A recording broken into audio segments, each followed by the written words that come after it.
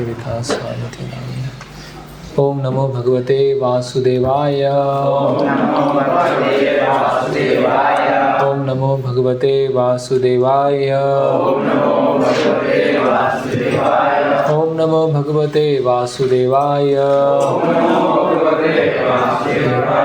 ओम अज्ञानतिमिरन्धस्य ज्ञानञ्जनं शलाकया चक्षुरुन्मिलितं येन तस्मै श्री गुरुवे नमः।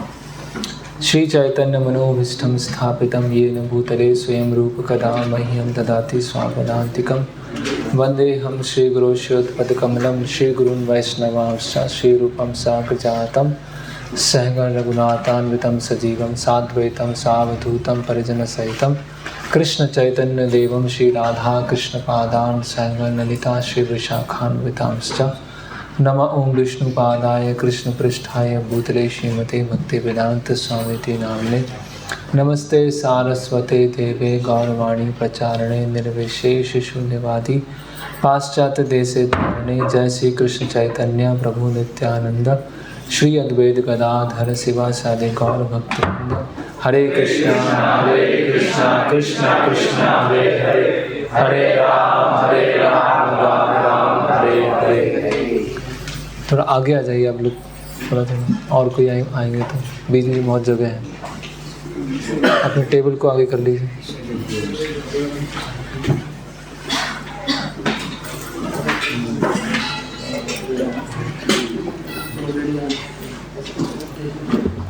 हरे कृष्णा। तो कुछ दो प्रवचनों से हम बुद्धि योग के बारे में चर्चा कर रहे हैं।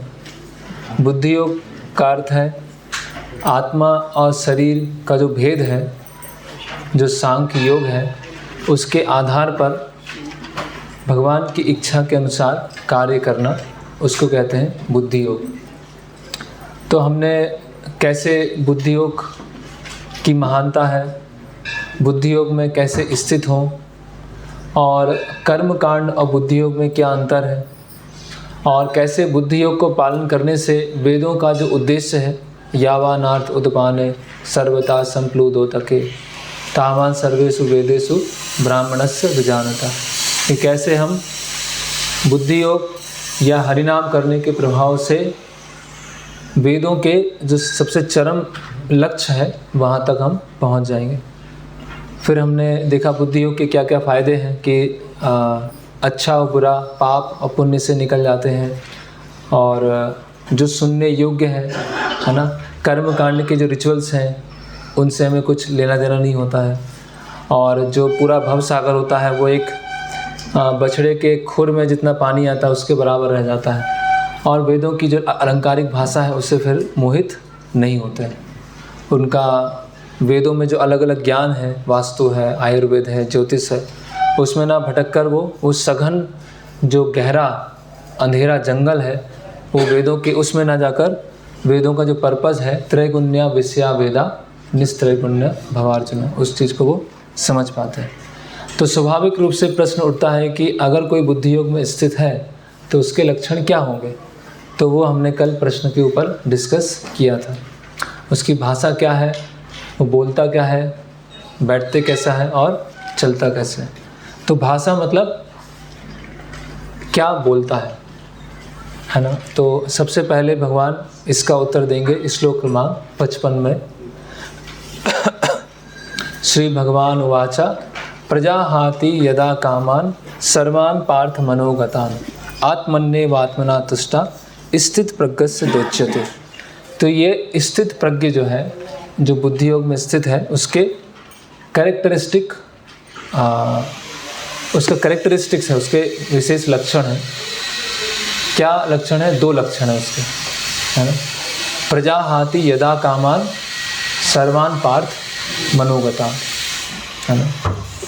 तो प्रजाहाति मतलब त्याग देता है, यदा कामान मतलब हरे कृष्णा, आना जाना नहीं है।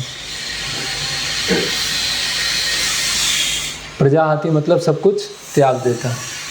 यदा कामान, कामान मतलब इच्छाएं। इच्छाएं कहाँ से आती हैं? सर्वान् पार्थ मनोगतान्। तो मन से उत्पन्न होने वाली जितनी इच्छाएं हैं उसको क्या करता है वो? त्याग देता है। आत्मन्ये आत्मना तुष्टा, जो आत्मा के सुख में संतुष्ट होता है ना, जो प्यूरिफाइड माइंड है और जो आत्मा है उस स्थिति में संतुष्ट होता है, उसको क्या बोलते हैं? स्थित प्रज्ञस्य दोच्यते। तो जो हमें सुख और दुख प्राप्त होता है वो अंततः क्या होता है? मन के स्तर पर होता है ना। सर्वान पार्थ मनोगतान, है ना। मनोगतान को प्रभुपाद जी लिख रहे हैं ऑफ मेंटल कॉन्कॉक्शन, है ना। ऐसा विचार करते हैं कि सुख होगा। जैसे प्रहलाद महाराज क्या बोलते हैं? श्रुति सुखा। श्रुति सुखा मतलब सुनने में लगता है कि सुख होगा, है ना। तो श्रुति सुख कैसा है? जैसे कि एक बहुत ही साधारण उदाहरण है जो हम सब ने पढ़ा भी होगा। जैसे एक व्यक्ति था, उसकी छोटी सी कुटिया थी और वो कुम्हार मटके का व्यापार करता था और उसका एक मटका था। उस मटके को पास में लेके ऐसे लेट गया और विचार करने लगा कि हाँ, इस मटके को बेचूंगा तो क्या होगा? उससे प्रॉफिट आएगा, तो उस समय मैं और मटके बनाऊंगा तो उससे और प्रॉफिट आएगा, तो पूरा मटके का मेरे पास क्या हो जाएगा? भंडार हो जाएगा। और जब मटके का भंडार हो जाएगा तो मैं फिर बहुत समृद्ध हो जाऊंगा, तो मैं गाय को भी रखूंगा अपने घर में, तो गाय भी है, दूध भी है, मटके भी हैं, समृद्धि भी है, तो मेरी अच्छी जगह एक शादी होगी। और जब मेरी अच्छी जगह शादी होगी तो जब मेरी पत्नी मेरी बात नहीं सुनेगी तो मैं क्या करूँगा? एक लात मारूंगा और उसका स्वप्न क्या हो जाता है? टूटता है और मटके में लात मार देता है और उसका मटका टूट जाता है ना। तो ये क्या है? श्रुति सुख। ऐसा होगा, ऐसा हो जाएगा तो सुखी हो जाऊँ, ऐसा हम कर लेंगे तो सुखी हो जाऊँ। जैसे कि एक ऐसा और जोक आता है कि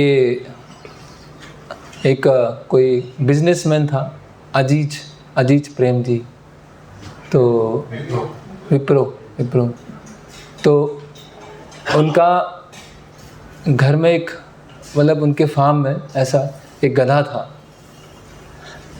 और गधा बहुत खुश था, इतना खुश था कि पूरा घास खा रहा है, घूम रहा है, उछल रहा है, कूद रहा है, सब कर रहा है ऐसा। तो दूसरे गधे ने पूछा कि क्या हुआ आज, इतना खुश क्यों, इतने प्रसन्न क्यों, इतना उछल कूद क्यों कर रहा है? तो वो जो गधा उछल कूद कर रहा था वो बोलता है कि तुम्हें पता नहीं कि अजीज प्रेम जी ने क्या बोला है? बोले क्या बोला है? कि उसने अजीज प्रेम जी ने अपनी पुत्री से बोला है कि अगर तुम मेरी बात नहीं मानोगी तो इस गधे से तुम्हारा शादी करा दूंगा। तो वो गधा नाच रहा है। तो ये सर्वान पार्थ मनोगतान, केवल मन के स्तर पर सुख है, वो कुछ होने नहीं वाला, लेकिन क्या है? सुख है। और सुख क्या है? दो दुखों के बीच में जो गैप है उसको लोग सुख समझ लेते हैं। इसको मनीष कहाँ है? मनीष है? थोड़ा आप बताएं। जैसे वो प्रभुपाद जी उदाहरण देते हैं अपनी वो वृंदावन भजन कविता में कि कोई व्यक्ति हॉस्पिटल में है, मरीज है और बहुत दिन से बीमार है ना। उसको अलग अलग राइल्स ट्यूब लगी हुई है ना, कैथेटर लगा हुआ है, बहुत सारे अलग अलग ऐसे, खाना नहीं खा पा रहा है, श्वास नहीं ले पा रहा है और बहुत दिन से बीमार है। और उसके सगे संबंधी आते हैं किसी दिन और पूछते हैं कि आज तुमको कैसा लग रहा है? अभी वो इतने दिन से हॉस्पिटल में है, इतने सारे ट्यूब्स लगे, उसको कैसा लगेगा? अच्छा ही लगेगा ना। लेकिन क्या उसका दुख कम हो जाता है तो उसको क्या लगता है? हाँ, आज तो मुझे अच्छा लग रहा है ना, भालो, आज तो बहुत भालो लगी, अच्छी नहीं होगी, आज अच्छा लग रहा है। लेकिन अच्छा क्या है? वो एक राजा अगर किसी को सजा देगा तो क्या करते हैं? पानी के अंदर डुबा देते हैं और पानी के अंदर डुबाने के बाद जब वो तड़पने लगता है तो उसको बाहर निकाला जाता है। और बाहर निकाल के क्या होता है, उसको थोड़ी देर के लिए श्वास आती है, तो उसको ऐसा लगता है हाँ अच्छा लग रहा है, अभी कितना अच्छा लग रहा है। फिर उसको अंदर डुबा देते हैं, फिर अंदर डुबाने के बाद फिर वो तड़पने लगता है, फिर तड़प रहा है, और फिर उसको निकालते हैं। जब मरने वाला होता है उसको लगता है हाँ कितना अच्छा लग रहा है। तो बस इस संसार में सुख क्या है, दुखों की अनुपस्थिति। संसार है दुखालयम, पूरा दुख से भरा हुआ है, बस दुख की कुछ समय पर अनुपस्थिति होती है, उसको क्या समझने लगते हैं हम, सुख समझने लगते हैं। तो जैसे कि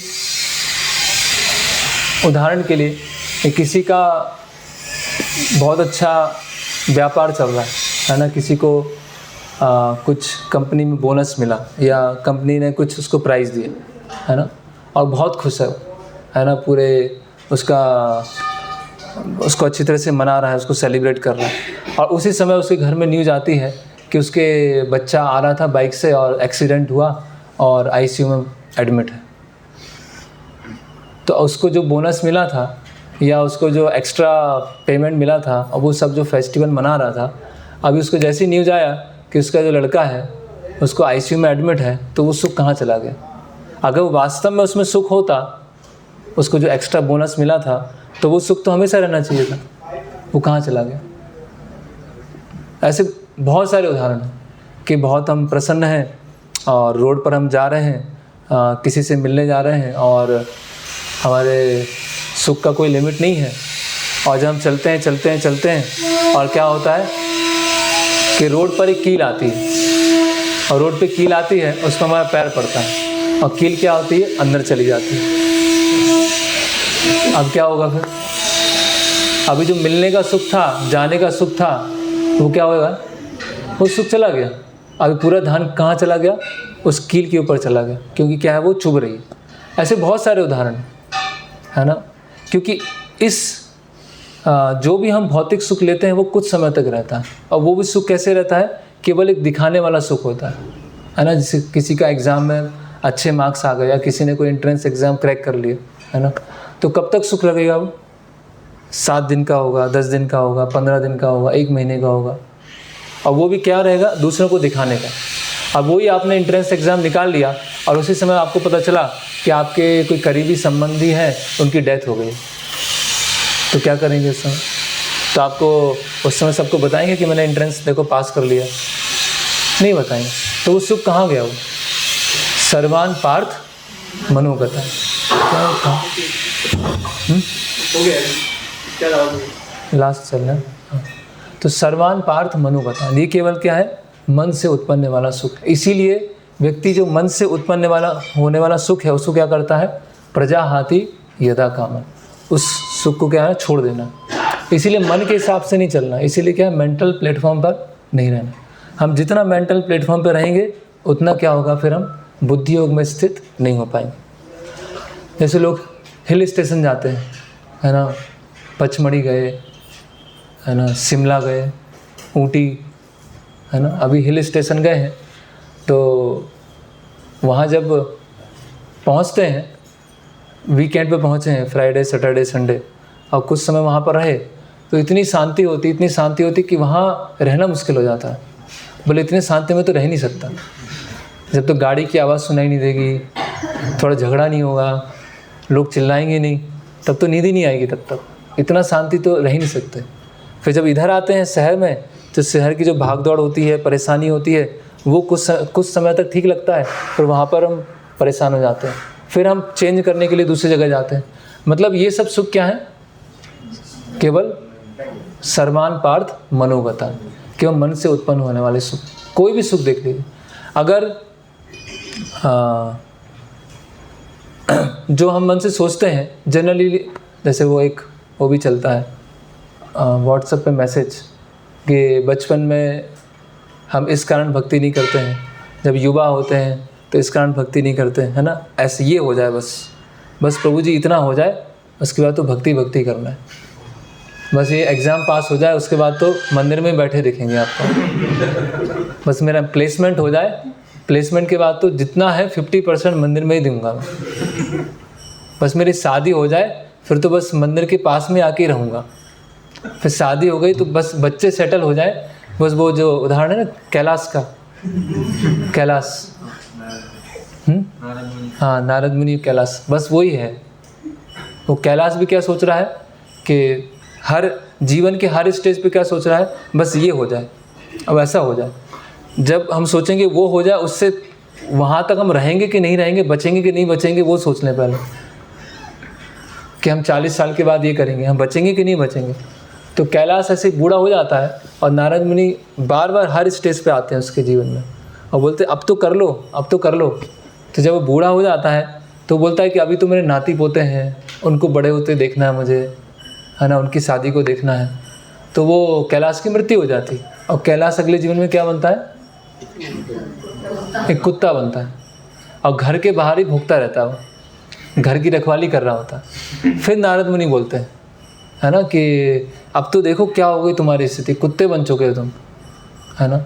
तो बोलते कि अभी क्या है, मेरे सब जो नाती पोते हैं वो इतने सक्षम नहीं है घर की रखवाली करने के लिए, इसीलिए मैं बाहर रहकर घर की रखवाली कर रहा हूँ। तो फिर उसकी मृत्यु हो जाती है, फिर वो सांप बनता है।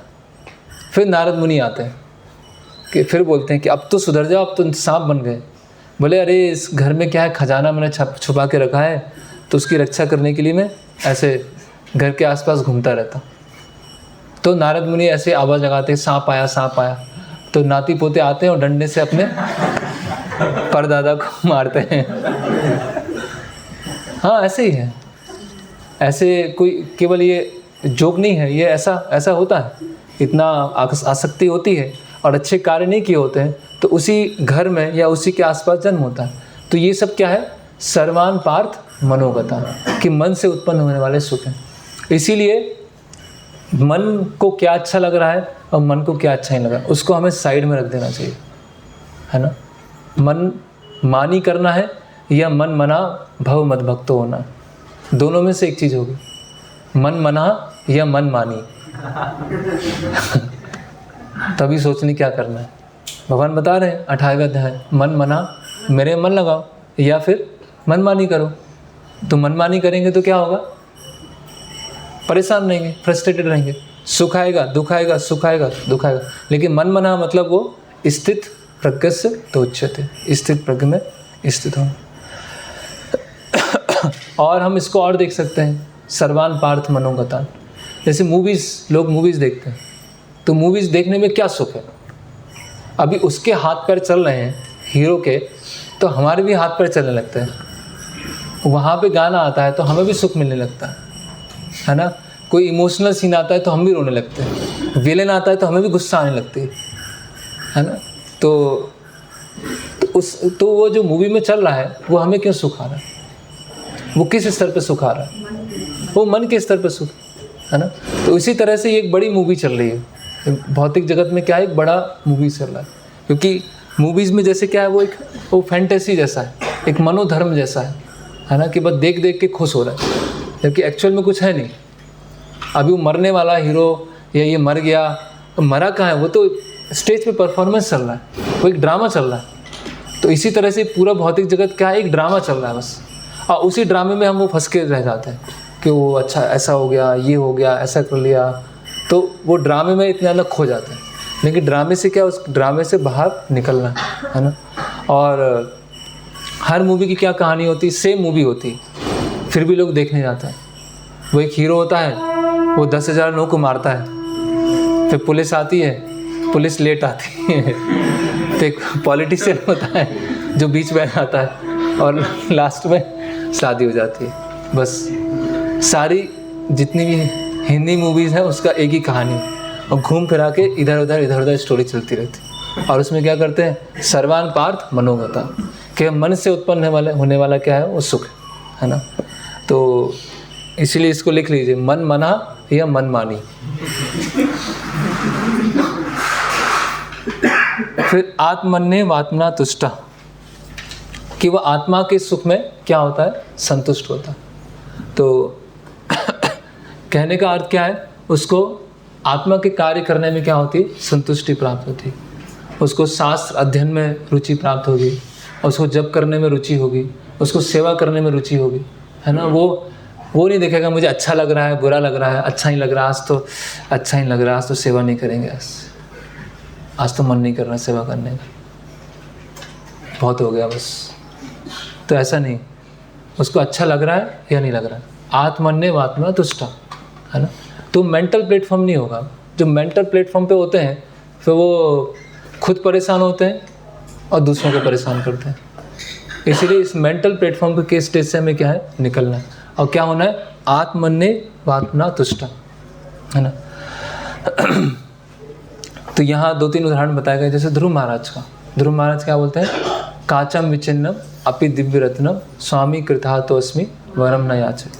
तो ध्रुव महाराज किस लिए गए थे, बहुत बड़े राज्य की प्राप्त करने के लिए आए थे। और जब उनको भगवान विष्णु के दर्शन प्राप्त होते हैं तो वो क्या बोलते हैं कि मैं कांच के टुकड़े के पीछे भाग रहा था और मुझे क्या मिल गया, हीरा मिल गया, है ना। ये ब्रह्मा जी से भी उच्च राज्य क्या है, वो कांच के टुकड़े के समान। हरे कृष्णा, या तो बैठ जाओ या बाहर, बार बार नहीं जाना, इधर से जाना है, ठीक है।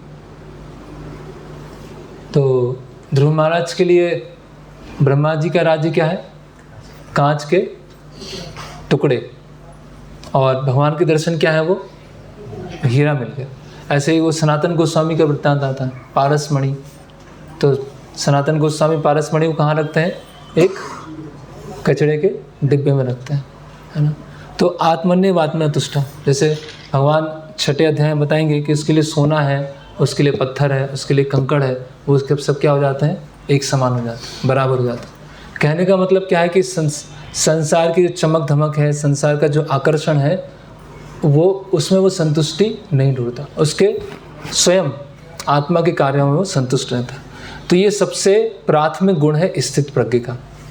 प्रजाहाति यदा कामान सर्वान पार्थ मनोगता।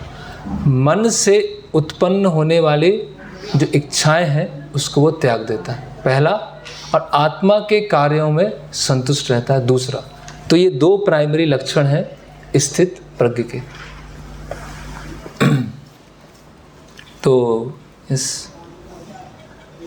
तो जैसे जैसे भक्ति में उन्नति होती है तो क्या होता है, जैसे मान लीजिए कई भक्त पूछते हैं कि भक्ति में उन्नति हमारी हो रही है तो कैसे पता चलेगा, क्या हम सीनियर डिवोटी कहलाएंगे तब भक्ति में उन्नति कहलाएगी, हमारा दीक्षा हो जाएगा तो हम भक्ति में उन्नति कहलाएगी। क्या भक्ति में उन्नति के क्या आंतरिक लक्षण क्या है, ये एक बाह्य लक्षण हो सकते हैं, एक आंतरिक लक्षण क्या है। उनको पता चलता है कि मतलब वो जैसे कि उनके डिजायर्स से वो मतलब कम हो रहा है उनका डिजायर्स, तो उनको खुद पता चल जाता है कि उनको आगे बढ़ रहा है। तो अगर आप कई बार पड़ोस में बता, जैसे अकेले रहने से उनके मन में क्या हो रहा है उनको खुद पता चल जाता है। जब वो अकेले हैं तो उनके मन में क्या विचार आ रहे हैं उससे कुछ हद तक पता चल जाता है। यस, मटेरियल डिटैचमेंट, एनवियसनेस कम हो गया। कोई श्लोक बताइए जो श्लोक हो जो बताता हो कि भक्ति में जब उन्नति होती है तो ये लक्षण आते हैं।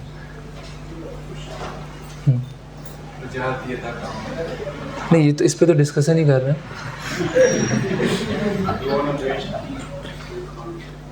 जी।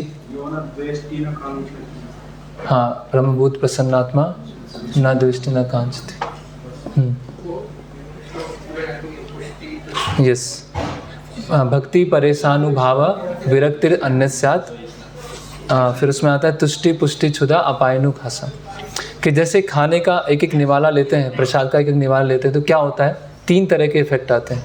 हमारी भूख खत्म होती है, एक संतुष्टि प्राप्त होती है और शरीर को पोषण मिलता है। उसी तरह से जब भक्ति में आगे हम जैसे जैसे बढ़ेंगे तो भूख है ना, ये जो सर्वान पार्थ मनोगतान, इच्छाएं क्या होती जाएंगी, कम होती जाएंगी। तुष्टि पुष्टि, तो भूख चली गई, और संतुष्टि, भक्त किसी भी स्थिति में हो वो संतुष्ट होगा, उसकी बहुत ऐसे डिजायर हैं, बहुत ज़्यादा एम्बिशंस हैं, वो सब नहीं होगा। और पोषण है ना, उसको आध्यात्मिक रूप से वो बलशाली अनुभव करेगा। तो 3 गुण उसमें उसके अंदर आने लगते हैं। तो ये उसके प्राइमरी लक्षण हैं। फिर हम अगले श्लोक में आते हैं जहाँ भगवान बता रहे हैं कि बोलता कैसे है। बोलता कैसे है मतलब अगर कोई उससे अच्छे से व्यवहार करता है तो उसका रिएक्शन क्या होता है, अगर कोई इसको नेग्लेक्ट करता है तो उस समय उसका क्या व्यवहार होता है, अगर कोई उससे प्रेम से बात करता है तो उसका व्यवहार कैसा होता है, अगर कोई उससे गुस्से से बात करता है उसका कैसे व्यवहार होता है, अगर कोई उससे न्यूट्रल है तो उसका क्या व्यवहार होता है। बोलता कैसे है मतलब वो रिएक्ट कैसे करता है ना। तो अलग अलग लोग हमारे साथ अलग अलग तरह से व्यवहार करेंगे। कोई हमसे प्रेम से बात करेगा, कोई गुस्से से बात करेगा, कोई हमको नेग्लेक्ट करेगा, कोई हमारे पास ध्यान भी नहीं देगा, है ना, कोई न्यूट्रल रहेगा, कोई काम से काम रखेगा। तो क्या होगा उस समय व्यक्ति किस तरह से व्यवहार करता है। दुखेषु अनुद्विग्मना सुखेषु विगत स्प्रिया वीत राग भया क्रोधा स्थिर धीर मुनि उच्यते। तो यहाँ पर है जो त्रय तापों के होने पर भी मन में विचलित नहीं होता। त्रय ताप क्या है? त्रय ताप क्या होता है? आदि भौतिक, आदि दैविक, आध्यात्मिक। तो आदि भौतिक मतलब जो दूसरे जीवों के कारण होता है ना, दूसरे जीव जंतु की वजह से होता है। आध्यात्मिक मतलब जो मन और शरीर के कारण होता है। और आदि दैविक मतलब जो देवी देवता प्रदान करते हैं। तो जो तीन तरह के ताप आने से मन में विचलित नहीं होता। दुखेषु अनुद्विग्न, अनुद्विग्न मतलब एजिटेटेड, है ना, वो अनुद्विग्न नहीं होता उसका मन। सुखेषु विगत स्प्रिया, और सुख आने पर इसमें प्रभुपाद लिख रहे हैं इलेटेड, है ना, ऐसे एकदम। प्रभुपाद एक बार बताते हैं किसी की लॉटरी लगी, इतना खुश हो गया कि हार्ट अटैक आ गया उसे। तो ऐसा नहीं कि जब भौतिक रूप से सुख आया तो इतना सुखी हो गया, और दुख आया भौतिक रूप से। जो भी यहाँ बात हो रही है आध्यात्मिक सुख दुख की बात नहीं हो रही। ऐसा नहीं कि भक्त पत्थर हो गया, उसको कोई सुख दुख से मतलब ही नहीं है, इस तरह से बात नहीं हो रही है। भौतिक सुख आएगा तो प्रसन्न, ठीक है, भौतिक दुख आएगा तो उसको कुछ लेना देना नहीं। लेकिन आध्यात्मिक सुख और आध्यात्मिक दुख तो भक्तों को भी होते हैं। सुख में प्रसन्न नहीं होता। जो आसक्ति, भय तथा क्रोध से मुक्त होता है वह स्थिर मन वाला मुनि कहलाता है। ओके। तो पहले हम देखते हैं दुखेषु अनुद्विग्मना, कि दुख आने पर वो परेशान नहीं होता, है ना। जैसे हम देखते हैं कि शरीर है, मन है, या आसपास के लोग हैं, या प्रकृति है, इन सब से क्लेश आ रहा है, लेकिन वो भक्ति नहीं छोड़ता। भक्ति कार्य में ठीक है, उसकी अगर शरीर बीमार है बहुत अधिक तो उसकी क्वांटिटी कम हो जाए, लेकिन उसकी जो स्पिरिट है सेवा करने की वो कम नहीं होगी। वो सेवा तो करना चाहेगा, अभी वो इतना कर नहीं पा रहा है, वो अलग बात है ना। जैसे हम देखते हैं कि चैतन्य महाप्रभु जब हरिदास ठाकुर के पास जाते हैं, हरिदास ठाकुर के भगवत धाम जाने से पहले, तो चैतन्य महाप्रभु बोलते हैं कि हरिदास आप इतने बीमार हैं, इतने दिन से बीमार हैं। तो हरिदास ठाकुर बोलते हैं कि हाँ मैं बीमार हूँ। तो चैतन्य महाप्रभु बोलते हैं कि क्या हुआ, आप क्यों बीमार हैं, क्या हुआ आपको? बोले मैं अपने जप पूरा नहीं कर पा रहा हूँ। तो चैतन्य महाप्रभु बोलते हैं तो आप तो पूरे जीवन भर 192 माला कर रहे थे, अभी आप इतने बीमार हैं, अभी नहीं करेंगे तो क्या है? बोले नहीं, मेरी सबसे बड़ी बीमारी क्या है कि मैं अपने जप पूरे नहीं कर पा रहा। अभी एक हरिदास ठाकुर इस चीज़ को सोच रहे हैं, है ना। तो किसी भी तरह के क्लेश आए, कैसी भी परिस्थिति हो, हम बाहर जाएं, आश्रम में हैं, कहीं पर जा रहे हैं, जो अपने भक्ति की जो बेसिक नियम है कि प्रसाद लेना है, 4 नियमों को फॉलो करना है और 16 माला करना, इसमें तो कोई ढिलाई, इसमें कोई नहीं। तभी वो कहलाएगा दुखेषु अनुद्विग्मना, कि दुख आने पर क्या है, मन हमारा अनुद्विग्न नहीं हो रहा है, मन हमारा एजिटेटेड नहीं हो रहा। ऐसा नहीं कि वो इसके कारण भक्ति नहीं हो पाई, उसके कारण भक्ति नहीं हो पाई, बारिश इतनी तेज़ थी इसलिए भक्ति नहीं हो पाई, कपड़े नहीं सूखे इसलिए भक्ति नहीं हो पाई, उसने ऐसा बोल दिया इसलिए भक्ति नहीं हो पाई। ये सब क्या है, एक्सक्यूज़ है बस, और कुछ नहीं। इसके उसके इस परिस्थिति उस परिस्थिति के कारण भक्ति नहीं हो पाई, ऐसा नहीं, है ना। तो वो किसी परिस्थिति को दोष नहीं देता, वो व्यक्ति को दोष नहीं देता, है ना। दोष किस में है? खुद में है, क्योंकि वो दुखेसु अनुद्विग्मना स्थिति पर नहीं आ पाए, है ना। जैसे वायरस फैला हुआ है ना, तो इम्यूनिटी कम है तो पकड़ेगा, इम्यूनिटी अच्छी है तो नहीं पकड़ेगा। अब वायरस को दोष नहीं देंगे कि वायरस क्यों आया मेरे पास, इम्यूनिटी कम थी इसलिए आपको बीमारी लग गई। तो इसीलिए भक्ति क्या है? दुखेसु अनुद्विग्मना। जब 3 तरह के ताप आते हैं तो उस समय अनुद्विग्न नहीं होता है। अपनी जो भक्ति है वो उसको उसकी जो स्पिरिट है, उसकी सेवा करने की जो इच्छा है वो तीव्र बनी रहती है ना। कुछ केस ऐसे होते हैं जो कुछ ऐसा चीज़ आ गया कि वो रियल सेंस में उतना समय नहीं दे पा रहा, लेकिन उसकी इच्छा बिल्कुल तीव्र है कि जैसे ही मुझे समय मिला कुछ भी हो मुझे करना है ना। तो उनकी वजह से, इसकी वजह से, तीसरे की वजह से, मौसम की वजह से, सर्दी की वजह से मैं भक्ति नहीं कर पा रहा हूँ, तो ये क्या है? ये केवल एक्सक्यूज़ है। सुखेसु विगत स्प्रिया, और सुख आने पर वो उछलता नहीं है ना, क्योंकि सुख वही मौसम के समान है, आएंगे और जाएंगे। तो सुख आ रहा है मतलब उसके पुण्य धीरे धीरे खत्म हो रहे हैं, और दुख आ रहा है मतलब किसी के सुख आ रहा है तो उसका पुण्य खत्म हो रहा है धीरे धीरे, तो सुखी ज़्यादा खुश होने की ज़रूरत ही नहीं है। और जब दुख आ रहे हैं तो उसके पाप धीरे धीरे कट रहे हैं, तो दुखी होने की ज़रूरत नहीं है। अच्छा ही है ना। अभी सुख आ रहा है तो पुण्य हमारे धीरे खत्म हो रहे हैं। क्षीणे पुण्य मर्त लोके विशंति, कि धीरे धीरे पुण्य जा रहा है, तो ज़्यादा सुखी होने की ज़रूरत नहीं। कुछ समय के लिए सुख है, लेकिन जो आध्यात्मिक सुख है वो हमेशा निरंतर रहता है ना। फिर वीत राग भया क्रोधा, वो किस किस से मुक्त होता है? आसक्ति, भय और क्रोध। ये तो बहुत टफ होता है, बहुत ही टफ है ये तो, कि आसक्ति, भय और क्रोध से वीत राग भया क्रोधा स्थिर धीर मुनि उच्यते, है ना। कि जो भौतिक आसक्ति है उससे मुक्त है। कभी कभी हमको खुद नहीं पता होता है कि हम कितने अटैच्ड हैं, हमें खुद नहीं पता होता कितने आसक्त है ना। जैसे ऐसे कई बार होता है जब कोई भक्त होते हैं और मंदिर में फुल टाइम आना चाहते हैं, तो जब 6 महीने से या 1 साल से बोल रहे होते हैं प्रभु जी बस आने वाला हूँ, ये पूरा हो जाए, बस मंदिर ही आ रहा हूँ, बस प्रभु जी बस सब तो पूरा टाइम सेवा ही करना है। और जैसे जैसे टाइम नज़दीक आता है तो डर लगना चालू हो जाता है, भय लगना चालू हो जाता है, पता नहीं क्या होगा, बीमार पड़ जाऊंगा तो क्या होगा, जब वृद्धावस्था आएगी सेवा नहीं कर पाऊंगा तो क्या होगा, कहीं ऐसी जगह प्रचार में चला गया जहाँ भक्त नहीं तो क्या होगा। ऐसे बहुत सारी क्या आने लगती है?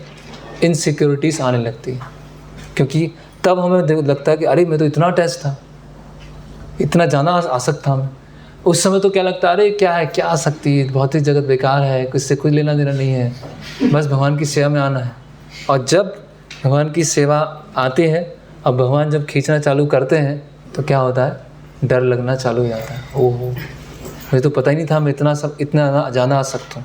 और फिर क्या होता है? फिर वो हमारा हार्ट सर्जरी चालू होती है। उस समय हमारी जो आसक्तियाँ, हृदय ग्रंथियाँ हैं वो कटना चालू होती है। उसको जो सहन कर गया तो बस, जैसे हार्ट ऑपरेशन हो गया किसी का तभी ठीक हो गया, लेकिन हार्ट ऑपरेशन चल रहा है और डर लग गया उसे, ओह मैं तो अब तो नहीं कराऊंगा, तो ठीक है जाओ, तो वो आसक्तियों के साथ रहता है। तो कभी कभी कुछ आसक्ति हमें दिखती भी नहीं है, ऐसी जब हमारी सिचुएशन आती है उस समय हमें पता चलता है कि मैं इतना आसक्त हूँ, है ना। और ये सबके जीवन में आता है। इसीलिए भगवान के भक्त और उनकी सेवा, उसके अलावा हमें किसी चीज़ से भी आसक्त नहीं होना चाहिए, क्योंकि प्रभुपाद जी बोलते हैं अगर थोड़ी सी भी भौतिक इच्छा है तो इस भौतिक जगत में दोबारा वापस आना पड़ेगा। ऐसे प्रभुपाद जी ऐसे एक लेक्चर कहीं बोलते हैं कि आपको रसगुल्ले खाने की भी इच्छा है तो रसगुल्ला खाने के लिए आपको वापस इस यहाँ पर भौतिक जगत में आना होगा। तो हमारी तो बहुत सारी इच्छा है, रसगुल्ला है, चमचम है, गुलाब जामुन है, बहुत सारी इच्छा है। कहने का मतलब क्या है कि भगवान की सेवा और भक्तों की सेवा से स्वतंत्र होकर कोई भी इच्छा है, उस इच्छा के कारण हमको भौतिक जगत में आना पड़ेगा, है ना। इसीलिए मेरा अलमारी है, मेरा घर है ना, मेरी जगह है, मेरा कंप्यूटर है, मेरा लैपटॉप है, मेरी गाड़ी है ना। तो ये क्या होता है? ये सब उस समय नहीं लगता, हमें लगता है ये तो भगवान की सेवा के लिए लगा रहा हूँ, ये तो प्रभु जिस भगवान की सेवा के लिए है। और जब वो हमसे निकलती है और किसी दूसरे के पास जाती है, तब देखिए कब क्या होगा। तब सहन नहीं हो पाता, तब लगता है ये तो मेरी चीज़ थी, दूसरे के पास कैसे चली गई। तो इवन महाराज यहाँ बताते कि जहाँ प्रचार कर रहे हैं, जिस जगह प्रचार कर रहे हैं, उससे भी, उस जगह से भी आसक्ति नहीं होना चाहिए। आसक्ति होना चाहिए गुरु के वाक्यों से। गुरु मुखा पद्मा वाक्या चित्ते ते करिए, जैसा गुरु बोलेंगे वैसा करना। ऐसे महाराज बताते हैं अपने जीवन में कि महाराज बांग्लादेश में प्रचार कर रहे थे और काफ़ी समय तक 8-10 साल तक महाराज ने प्रचार किया। और महाराज एक दूसरे जीबीसी थे, प्रभा विष्णु महाराज, उनके अंडर में रह के बांग्लादेश में प्रचार करे। और फिर काफ़ी मेहनत करने के बाद वहाँ पर सब कुछ डेवलप हुआ। तो प्रभा विष्णु महाराज आते हैं कुछ समय के बाद और बोलते हैं कि अभी मेरा जोन क्या है, चेंज हो गया है, अभी मुझे थाईलैंड और अलग अलग कंट्रीज़, दूसरी कंट्रीज़ में जाके प्रचार करना है, तो आप चलेंगे मेरे साथ। तो महाराज बोले ठीक है, जहाँ जो आपकी आगे आओ समझाएंगे। तो ऐसे अटैच नहीं है। तो कभी कभी क्या होता है, भक्तों को सेवा दी जाती है, उससे भी ये समय आध्यात्मिक रूप से अटैच होना है। लेकिन गुरु का आदेश है कि गुरु का आदेश और उच्च स्तर पर गुरु का आदेश है, तो यस ठीक है, जैसा गुरु बोलेंगे वैसा हम करेंगे, है ना। और ऐसा हम देखते हैं जैसे इस्कॉन के इतिहास में जैसे मधु पंडित प्रभु, तो उनके जो गुरु महाराज जयपताका स्वामी महाराज, उन्होंने कहा कि ये अपनी स्थिति से, अपनी पोजीशन से, अपनी जो मैनेजमेंट पोजीशन से आसक्त हो रहे हैं। तो उन्होंने कहा कि आप ये जगह छोड़िए और मायापुर चलिए, वहाँ मेरे साथ में सेवा कीजिएगा। तो उन्होंने मना कर दिया, अपने गुरु को रिजेक्ट कर दिया कि मैंने डेवलप किया है, मैंने मंदिर बनाया है, मैंने इतनी बड़ी जगह बनाई है, कैसे छोड़ सकता हूँ मैं। तो ये क्या है, ये क्या है, आसक्ति। ये आसक्ति क्या होती है? ऐसा नहीं कि हम भक्त बन गए, दीक्षित हो गए तो आसक्ति चली गई। वो भौतिक रूप से जो आसक्ति होती है तो भी रहती है ना। जैसे प्रभुपाद जी के कई शिष्य ने, प्रभुपाद जी ऐसे टेस्ट लेते थे, ऐसे फेमस एग्जाम्पल है तमाल कृष्ण महाराज। तो तमाल कृष्ण महाराज जो थे बहुत ही प्रभुपाद जी के एक्सेप्शनल डिवोटी, है ना। और उन्होंने जितना सेवा किया और उनकी जो पर्सनैलिटी थी, और बहुत सारे डिवोटीज उनसे आकर्षित हुए और बहुत उन्होंने प्रचार किया। तो तमाल कृष्ण महाराज ने राधा दामोदर पार्टी स्टार्ट किया था, राधा दामोदर ट्रैवलिंग संकीर्तन पार्टी। तो पूरे अमेरिका में वो बुक डिस्ट्रीब्यूशन करते थे।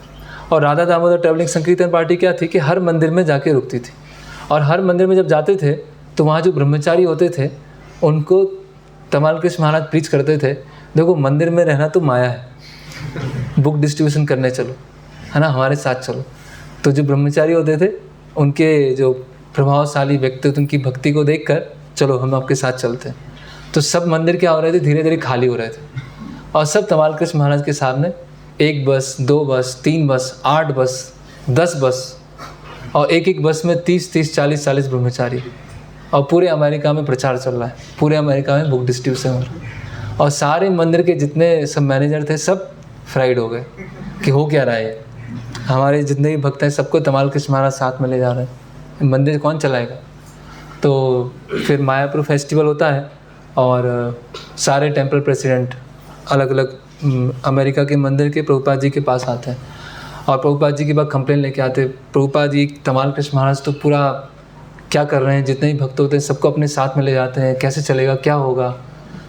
तो प्रभुपाद बोलते हो अच्छा। प्रभुपाद कुछ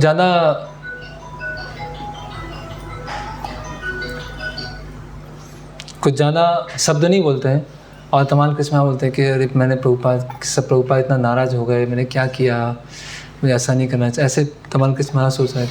और सारे टेम्पल प्रेसिडेंट प्रभुपाद जी को कंप्लेन कर रहे हैं कि ये तमाल कृष्ण महाराज ऐसा कर रहे हैं।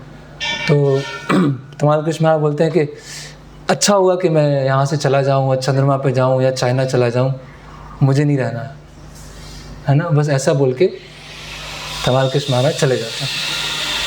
अभी सुबह होती है 3:30 और 4 बजे का समय, और प्रभुपाद अपने एक अपने सर्वेंट को बोलते हैं तमाल कृष्ण महाराज को बुलाने के लिए, और उनके जो सर्वेंट होते हैं वो तमाल कृष्ण महाराज के पास में जाते हैं और बोलते हैं कि प्रभुपाद आपको बुला रहे हैं।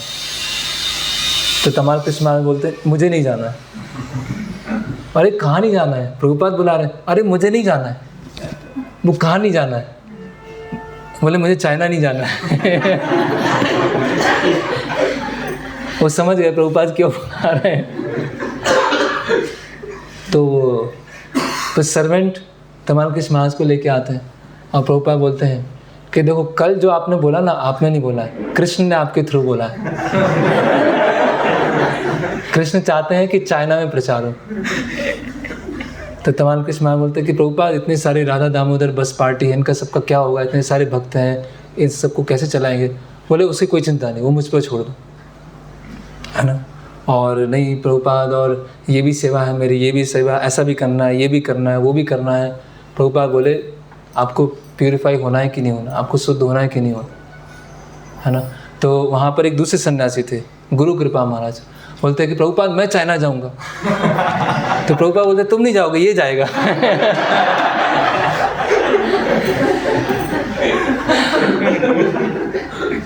तो फिर तमाल कृष्ण महाराज बोलते ठीक है। तमाल कृष्ण महाराज ने सरेंडर किया और फिर उनको, तो आज जो भी चाइना में प्रचार हुआ है वो तमाल कृष्ण महाराज की वजह से हुआ। तो कहने का मतलब क्या है, वीत राग अटैचमेंट नहीं है। गुरु ने निर्देश दिया, तैयार, है ना। ऐसे बहुत सारे निर्देश आते हैं कि अच्छा प्रचार चल रहा है, क्योंकि गुरु क्या है, एक ऊपर की दृष्टि से देख पा रहे हैं, हम अपनी एक छोटी दृष्टि से देख रहे हैं। अब गुरु की आज्ञा आया तो ठीक है, जहाँ गुरु बोलेंगे प्रचार करेंगे। तो ये अटैचमेंट है ना। ऐसे और बहुत सारे वृत्तांत हैं तमाल कृष्ण महाराज के। तमाल कृष्ण महाराज और बहुत अच्छा प्रचार कर रहे थे। उस समय क्या था कि जिस तरह से अभी भारत में बहुत अच्छा प्रचार हो रहा है, पहले अमेरिका में बहुत अच्छा प्रचार था, और भारत में इतना प्रचार पिकअप नहीं कर पा रहा था, क्योंकि भारत में सब वो पहले ही से लोग आध्यात्मिकता को जानते हैं, गीता को जानते हैं, तो कोई सुन नहीं रहा था। तो जितने भी डिवोटीज थे, कोई भारत में आके प्रचार करना नहीं चाह रहा था, क्योंकि भारत में बहुत प्रॉब्लम बहुत थी। यहाँ का इन्वायरमेंट, यहाँ के लोगों से डील करना, बहुत चीटिंग हो रही है, खरीदने में बहुत समस्या है, बहुत सारी चीज़ें थी। तो प्रभुपाद जी ने फिर तमाल कृष्ण महाराज को भारत लेके, और फिर उनको बोला कि नहीं, आपको यहाँ पर रहना पड़ेगा, और आपको बॉम्बे मंदिर, वृंदावन मंदिर और मायापुर मंदिर, ये 3 मंदिर आपको देखना पड़ेगा कि यहाँ कंस्ट्रक्शन चल रहा है कि नहीं चल रहा है। तो तमाल कृष्ण महाराज ने बहुत आर्ग्यूमेंट किए कि नहीं ऐसा चल रहा है, ये है, मुझे मेरी वो सेवा है, मुझे ये करना, मुझे ऐसा करना है। फिर प्रभुपाद जी ने, क्योंकि प्रभुपाद जी से हैवी कौन हो सकता है, और फिर तमाल कृष्ण महाराज बोले कि ठीक है मैं यहाँ पर रहूँगा। और उनको बहुत चिंता थी, बहुत टेंशन आती थी। वो बोलते थे कि तमाल कृष्ण महाराज बोले कि प्रभुपाद मैं जब भी नहीं कर पाता हूँ अच्छे से, इतनी सारी चिंता है, ये करना है, वो करना है, मैं जब भी नहीं कर पा रहा हूँ। तो प्रभुपाद बोलते मेरे साथ भी ऐसा है, मेरी बहुत सारी चिंता है। तो इस तरह से, लेकिन वो सरेंडर किया। गुरु ने बोला, इवन शिष्य बोला है कि ये सेवा मैं अच्छे से कर पाऊँगा, लेकिन गुरु ने बोला है कि ये करना है तो बस वो करना। तो वो शरणागति दिखाता, वो सरेंडर दिखाता। और सरेंडर से क्या होता है, हमें ऐसा लगता है कि हम वो करेंगे तो अच्छा कर पाएंगे, और ये करेंगे तो कम कर पाएंगे, लेकिन अल्टीमेटली अच्छा बड़ा करना, छोटा करना, वो डिपेंड नहीं करता। अल्टीमेटली क्या है, यस्य प्रसादात् भगवत प्रसाद, भगवान हमसे प्रसन्न है कि नहीं है, वो इम्पोर्टेंट है।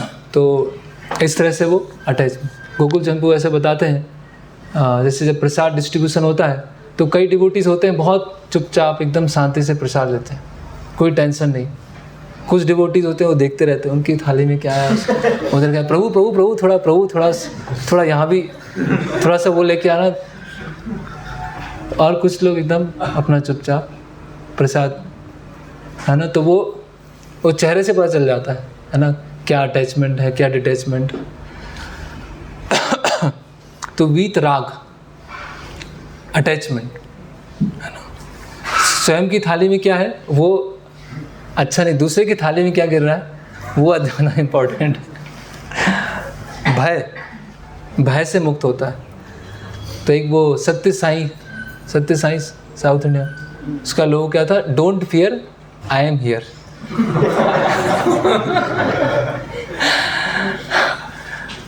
इसलिए तो हम डर रहे हैं क्योंकि आप वहाँ पर हैं।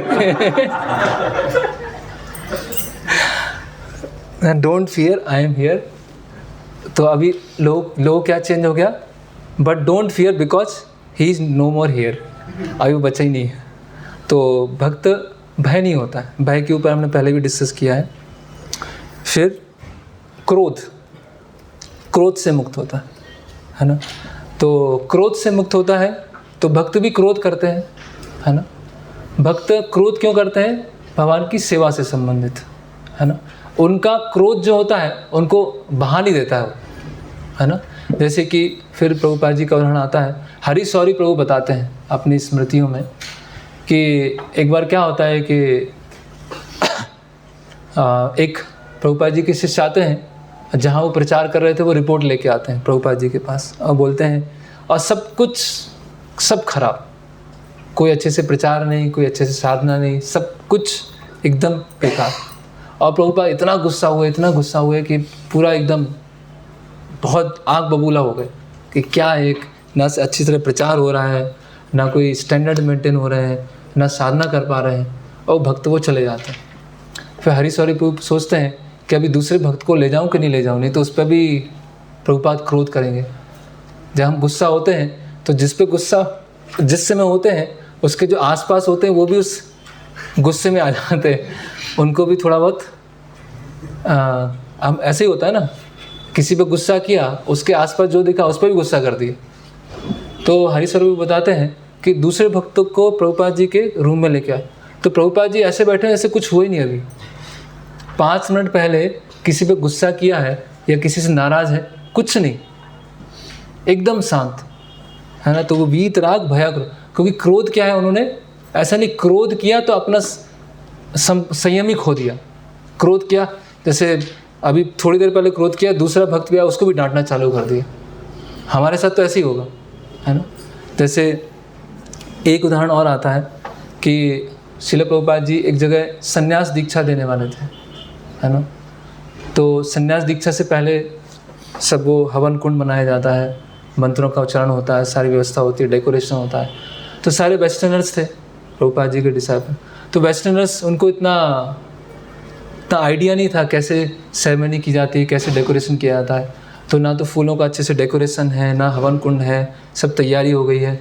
और प्रभुपाद जी वहाँ पर आए और प्रभुपाद जी ने देखा कुछ तैयारी नहीं है, कुछ भी नहीं, सब उथल पुथल हो गया। तो प्रभुपाद जी ज़ोर ज़ोर से डांट रहे हैं कि तुमको कुछ नहीं आता, तुम लोग म्लेच्छ हो, तुम लोग यवन हो, तुमको क्या क्या सिखाएंगे, इतना सिखाया लेकिन कुछ नहीं किया, फूल भी नहीं आए हैं, कोई ऑफरिंग भी नहीं आई है, क्या संन्यास लोग हो तुम लोग, क्या संन्यास हो। तो प्रभुपाद बोलते ठीक है बैठो, अभी मैं चालू करता हूँ। तो वो दूसरे शिष्य को बुलाते हैं कि तुम मंत्र पढ़ना चालू कर। और मंत्र, वो जो शिष्य आया पूरा काँप रहा प्रभुपाद देख गुस्से में, और वो पूरा काँपा जा रहा है। तो मंत्रों का उच्चारण भी हो रहा है, वो छोड़ो मंत्र मैं बोलूँगा अभी। और प्रभुपाद मंत्र देना चालू करते, मंत्र पढ़ना चालू करते और उनको संन्यास दे देते हैं। संन्यास सेरेमनी हो जाती है, प्रभुपाद अपने कक्ष में जाते हैं, बोले प्रसाद लेके आओ, जो भी डीटीज़ को ऑफर हुआ है वो प्रसाद लेके आओ। तो सब सोचते हैं कि प्रभुपाद जी तो सिंपल ही प्रसाद लेते हैं, तो उन्होंने कुछ बनाया नहीं था। प्रभुपाद ने कहा मुझे डीटीज़ का जो ऑफर है वो प्रसाद चाहिए। तो सब भक्त एकदम डरे हुए हैं, काँप रहे हैं। तो वो डीटीज़ का प्रसाद लेके आते हैं और जल्दी जल्दी जो प्रसाद था वो नीचे गिर जाता है, फर्श पे गिर जाता है। अब फर्श पे गिर गया, अब क्या करें, अब तो और डर लग रहा है। फिर प्रभुपाद जी के पास जाते हैं, प्रभुपाद ऐसा हो गया, हम प्रसाद लेके आ रहे थे वो पूरा गिर गया। बोले जो गिरा वो उठा के लेके आओ, वही मैं लूँगा। तो वो जाते हैं, ज़मीन से उठाते हैं, प्लेट में रखते हैं, प्रभुपाद जी को देते हैं। और प्रभुपाद जी जो भी ज़मीन पे गिरा था उसको लेके वो प्रसाद लेना चालू कर देते। ये पूरा संन्यास सेरेमनी यहाँ हो जाता। और प्रभुपाद, और जिस समय प्रभुपाद सबको डांट रहे थे तो वहाँ पे कुछ कैमरे मैन भी आए थे, कुछ टीवी वाले, तो वो कैमरे लिए हुए थे, ऐसे पूरा रिकॉर्ड कर रहे। तो शिष्य बोलते हैं प्रभुपाद तो प्रभुपाद और जो चिल्लाते, अरे सबको दिखना चाहिए, तुम लोग कुछ नहीं आता है। जितना वो संभालने का कोशिश कर रहे हैं, प्रभुपाद और तेज हो जाते। तो जब शाम हो गई तो जिनका संन्यास हुआ था तो वो आते हैं प्रभुपाद जी के पास, बोलते हैं प्रभुपाद हमारे संन्यास लेने का कोई अर्थ नहीं है, हमने अपने स्पिरिचुअल मास्टर को डिस्प्लीज कर दिया और सब कुछ गलत किया। ना तो हवन कुंड बनाया, ना डेकोरेशन किया, ना मंत्र पढ़ने आता है, ना हम आपके लिए प्रसाद लेके आ गए, सब कुछ गलत कर दिया। तो प्रभुपाद चुपचाप ऐसे सुन रहे थे। प्रभुपाद बोले ठीक, कोई बात नहीं। तो फिर वो बोलते हैं कि एक प्रभुपाद प्रश्न है। बोले क्या है? कि अगर कोई शुद्ध भक्त क्रोध करता है तो क्या समझना चाहिए? क्योंकि उसी से पहले वो जो जिन्होंने प्रश्न पूछा था उन्होंने प्रभुपाद जी से एक बार वृंदावन में बोला था कि प्रभुपाद तो शुद्ध भक्त, प्योर डिवोटी। तो प्रभुपाद एकदम गुस्सा आ गए थे कि मैं प्योर डिवोटी, मैं नास्कर हूँ।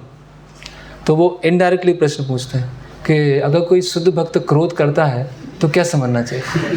इनडायरेक्टली। तो प्रभुपाद बोलते हैं जस्ट लाइक ओशन।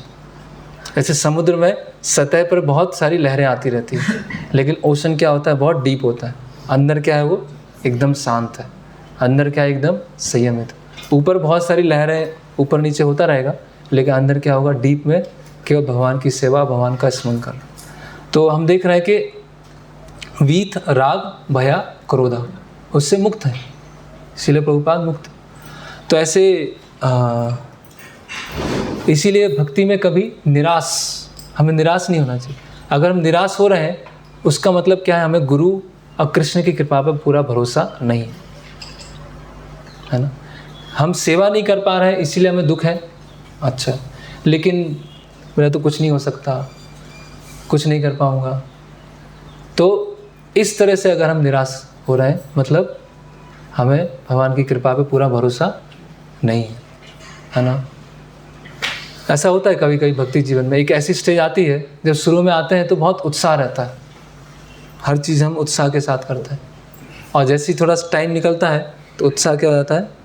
एकदम डाउन हो जाता है। फिर लगता है बस इस जीवन में तो इतना ही हो गया, बस भक्ति तो कभी नष्ट नहीं होती, लेक्चर में सुने लिया है, तो अब उससे ज़्यादा भक्ति नहीं हो पाएगी। तो हमें भगवान की कृपा पे भरोसा नहीं। हमारे अनर्थ, हमारा मन कितना भी अनर्थ हो, लेकिन उससे महान क्या है? भगवान की कृपा है, भक्तों की कृपा है। तो उस चीज़ पे विश्वास होना, कैसी भी स्थिति आ जाए। प्रभुपाद बोलते हैं कि मेरे जो गॉड ब्रदर्स हैं उन्होंने क्या डिप्रेशन, कंप्रेशन, रिप्रेशन, बहुत सारी अलग अलग चीज़ें देने का प्रयास किया, लेकिन कभी हताश नहीं हुआ। मैं अपने गुरु महाराज की जो मैंने सेवा दी थी उसमें कभी हताश नहीं हुआ। तो इसलिए हमें कभी हताश नहीं होना चाहिए। तो ये वीत, राग, भया, क्रोधा स्थिर धीर मुनि उच्चते। फिर श्लोक क्रमांक 57 इस भौतिक जगत में जो व्यक्ति ना तो सुख की प्राप्ति से हर्षित होता है, न असुख के प्राप्त होने से उससे घृणा करता है, वह पूर्ण ज्ञान में स्थिर होता है ना। वो सिंपल, ना भी नंदंती ना द्वेष्टि तस्य प्रज्ञा प्रतिष्ठिता। मतलब उसके जीवन में शुभ आ रहा है, शुभ मतलब भौतिक रूप से शुभ, अशुभ हो रहा है भौतिक रूप से अशुभ, उस पर अधिक ध्यान नहीं देता है। ओके, अगला है 58। अब वो बैठता कैसे है? अर्जुन का तीसरा प्रश्न क्या है? बैठता कैसे? बैठता मतलब अपनी इंद्रियों को कैसे लगाता है। जिस प्रकार कछुआ अपने अंगों को संकुचित करके खोल के भीतर कर लेता है, उसी तरह जो व्यक्ति अपनी इंद्रियों को इंद्रिय विषयों से खींच लेता है वह पूर्ण चेतना में दृढ़तापूर्वक स्थिर होता है ना। तो कछुए का उदाहरण बता रहे हैं, है ना। कछुआ क्या होता है? ऐसे कुछ भी डेंजर आया है ना, कछुए का जो आवरण होता है वो इतना स्ट्रांग है कि इसके ऊपर ट्रक का पहिया भी चला जाए तो क्या होता है? कछुए को कुछ नहीं होता। तो कछुए को जैसे ही डेंजर होता है तो क्या कर लेता है? अपने हाथ अंदर कर लेता है। तो जैसे ही इंद्रिय विषय दिखते हैं तो क्या कर लेगा? वहाँ से अपने आप को समेट लेगा। और जैसे ही भगवान की सेवा कर लिए तो क्या करेगा? वो अपने इंद्रियों को खोल देगा। तो यहाँ पर हम इसके तात्पर्य को चर्चा करते हैं।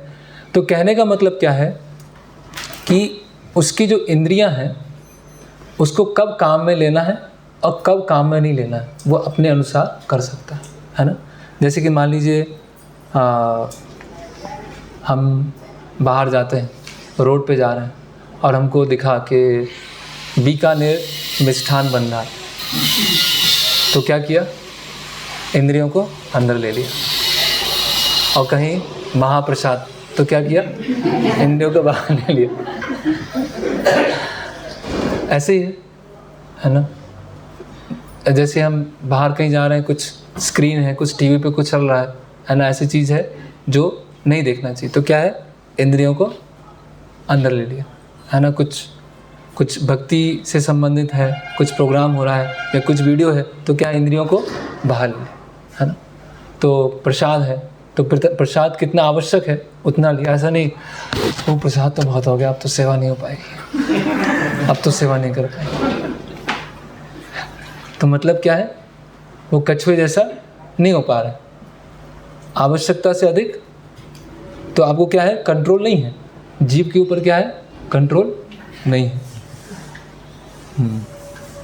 तो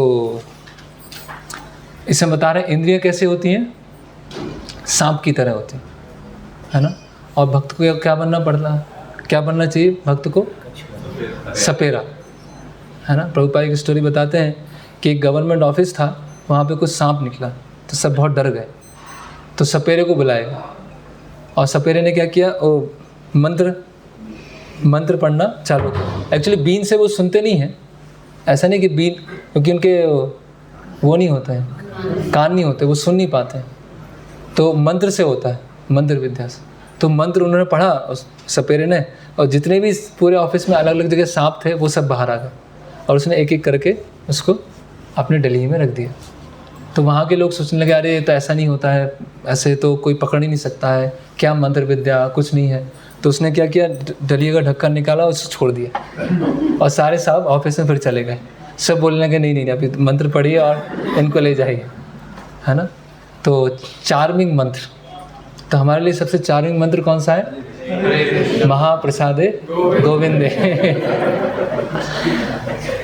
जैसे महाप्रसादे गोविंद आता है तो पूरे कान खड़े हो जाते हैं, ये कहाँ पे मंत्र चल रहा है। उस जगह पे हम पहुंच जाते हैं। और जैसे ओम नमो भगवते वासुदेवाय,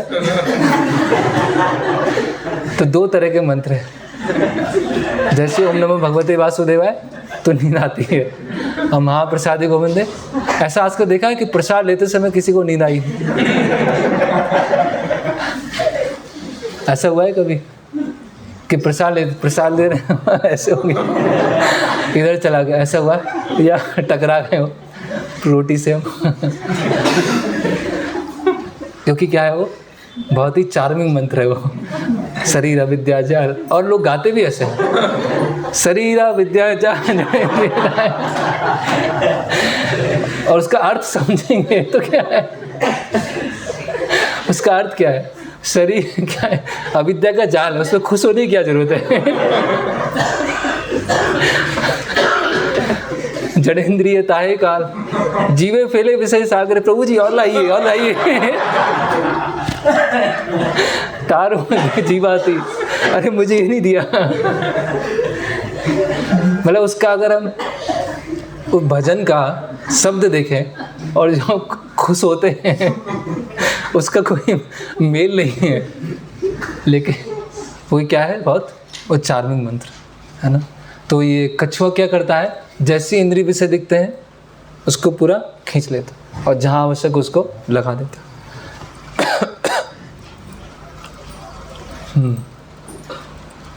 तो अभी जब खींचना है वो बता दिया, यदा समहरते चायम कुर्मंगानि व सर्वसा इंद्रियाणि इंद्रियभ्यस तस्य प्रज्ञा प्रतिष्ठिता। तो ये श्लोक तो सबको याद होनी चाहिए कछुए का। अभी वो लगाता कैसे है उसके बारे में, ये जो 30 सबसे इम्पोर्टेंट श्लोक है उसमें ये महत्वपूर्ण है। विषया विनिवर्तन्ते निराहारस्य देहिना रसवर्जम रसोपि यस्य परम दृष्ट्वा निवर्तते। ये श्लोक तो बिल्कुल सबको याद होनी चाहिए।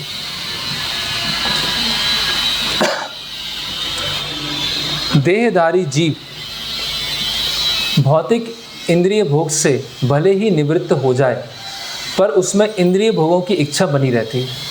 अभी देखिए, कछुए ने अपने पैर अंदर कर लिए, अभी ऐसा तो है नहीं कि बिल्कुल हमेशा ही अंदर करे रहेगा, उसे निकालना तो पड़ेगा। तो देहधारी जीव इंद्रिय भोग से भले ही निवृत्त हो जाए, मतलब इंद्रिय भोग को छोड़ दिया, पर उसमें इंद्रिय भोगों की इच्छा बनी रहती, लेकिन उसमें एंजॉयमेंट की टेंडेंसी बनी रहती। लेकिन उत्तम रस के अनुभव होने से ऐसे कार्यों को बंद करने पर वह भक्ति में स्थिर हो जाता है ना। तो रस वर्जम रसोपियस्य, उच्च स्वाद मिलेगा तो निम्न स्वाद छूट जाएगा। करेक्ट। किसी को 50,000 किसी का सैलरी है और नया ऑफर आया कि आपको 25,000 की सैलरी का नया जॉब मिलेगा, तो क्या करेगा? नहीं लेगा। उसको बोलेंगे 1 लाख का मिलेगा तो वो लेगा। तो जिसको भक्ति का टेस्ट मिल गया है वो ही निम्न स्वाद को छोड़ सकता है। जो हम इंद्रिय संयम की इतनी बात कर रहे हैं, वो इंद्रिय संयम अंततः कब होगा? जब भक्ति का टेस्ट मिलेगा। अगर भक्ति का टेस्ट नहीं मिलेगा तो इंद्रिय संयम नहीं हो सकता। तो ये पूरा जो तात्पर्य है वो इम्पॉर्टेंट है, इस पूरे तात्पर्य को हम डिस्कस करेंगे। तो यहाँ बता रहे हैं, जब तक कोई अध्यात्म को प्राप्त ना हो तब तक इंद्रिय भोग से विरत होना असंभव है। मतलब कोई जब तक दिव्य अवस्था पे नहीं आएगा इंद्रिय भोग से नहीं निकल सकता। जैसे पहले ही मैंने उदाहरण बताया है, कई लोग आर्टिफिशियली तपस्या करते हैं कि मैं कार्तिक के महीने में स्वीट नहीं खाऊंगा, मैंने व्रत लिया, या कार्तिक के महीने में 1 टाइम ही खाऊंगा। तो जैसे ही कार्तिक खत्म होता है उसके अगले दिन पूरा बाल्टी भर के स्वीट खाएं। तो रमजान जैसे नहीं करना है। जो हमारा व्रत है, जो इंद्रिय संयम है, रमजान जैसा नहीं है। रमजान में क्या होता है? रमजान या वो जो क्या होते हैं अय्यप्पा स्वामी जो केरल जाते हैं, उनका भी क्या होता है, एक कुछ समय का समय होता है, उसमें वो पूरा स्ट्रिक्टली फॉलो करते हैं हर चीज़। और उसके बाद 40 दिन का समय फॉलो करते हैं। उसके बाद क्या है, सभी नियमों को तोड़ते हैं। तो हमारा भक्ति में इंद्रिय संयम इस तरह से नहीं है कि अभी मन मार के व्रत रख लिया, मन मार के फॉलो कर रहे हैं, अब बाद में जब मौका मिला तो पूरा एकदम प्रसाद पे एकदम टूट पड़े फिर। तो जब तक हम दिव्य अवस्था पे नहीं आएंगे तब तक भोग की स्थिति नहीं जाएगी। विधि विधानों द्वारा इंद्रिय भोग को संयमित करने की विधि वैसे ही है जैसे किसी रोगी के किसी भोज्य पदार्थ खाने पर प्रतिबंध लगाना। जैसे किसी को टाइफाइड हुआ तो आपको बोला तली हुई चीज़ें नहीं खाना है क्योंकि लीवर के लिए वो अच्छा नहीं है।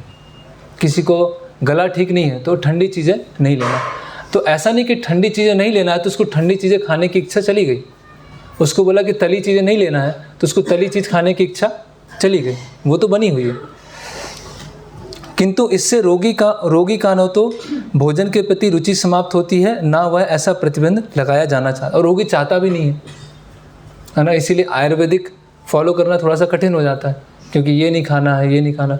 एलोपैथिक में तो क्या है, जो खाना है वो खाओ, बस हमारे क्लिनिक में आते रहो। इसी प्रकार अल्पज्ञानी व्यक्तियों के लिए इंद्रिय संयम के लिए अष्टांग योग जैसी विधि की संस्तुति की जाती। देखिए कितना महत्वपूर्ण प्रभुपाद बता रहे हैं। विधि विधान ही अपने आप में पर्याप्त नहीं है। विधि विधानों से एक तरह का संयमन आएगा, एक तरह से कंट्रोल आएगा, लेकिन जब तक आपको उच्च स्वाद प्राप्त नहीं हुआ है तो आप विधि विधान पालन नहीं कर पाएंगे। ऐसे बहुत सारी चीज़ें होती है क्योंकि जब भक्तों के साथ में होते हैं तो एक प्रेशर होता है, सब भक्त देख रहे हैं। जैसे उदाहरण के लिए कि अभी हम आश्रम में हैं तो कुछ भी हो जाए 4 बजे उठना पड़ेगा, 3:30 बजे उठना पड़ेगा, है ना। जब कोई भक्त घर जाता है अपने ऐसे माता पिता से मिलने जाता है तो शुरू में क्या होता है, 1-2 दिन 4 बजे उठते हैं, फिर तीसरे चौथे दिन भी 4 बजे उठते हैं, फिर 5वें 6वें दिन 5 बजे, फिर 6 बजे और फिर 7 बजे। ऐसे धीरे धीरे क्या होता है, क्योंकि केवल इंद्रिय संयम से नहीं होगा, हमें क्या होना, उच्च स्वाद, हायर टेस्ट लेना होगा। जब तक वो उच्च स्वाद नहीं मिलेगा तो पीयर प्रेशर से कुछ तो हमारी भक्ति चलती रहेगी, लेकिन जैसे ही अकेले पड़ेंगे तो क्या हो जाएगा, डाउन हो जाएगा। क्यों? क्योंकि उच्च स्वाद प्राप्त नहीं हुआ। किंतु जिसने कृष्ण भावनामृत के पद पर प्रगति के क्रम में परमेश्वर कृष्ण ने के सौंदर्य का रसास्वादन कर लिया है। देखिए प्रभुपाद जी क्या लिख रहे हैं। प्रभुपाद लिख रहे हैं, one who has tasted the beauty of the supreme lord Krishna no longer has a taste for dead material things. कितना इम्पोर्टेंट। तो भक्ति में और बाकी पद्धति में बस यही अंतर है। इसीलिए भक्ति योगी क्या होते हैं, बहुत स्मार्ट होते हैं। क्यों?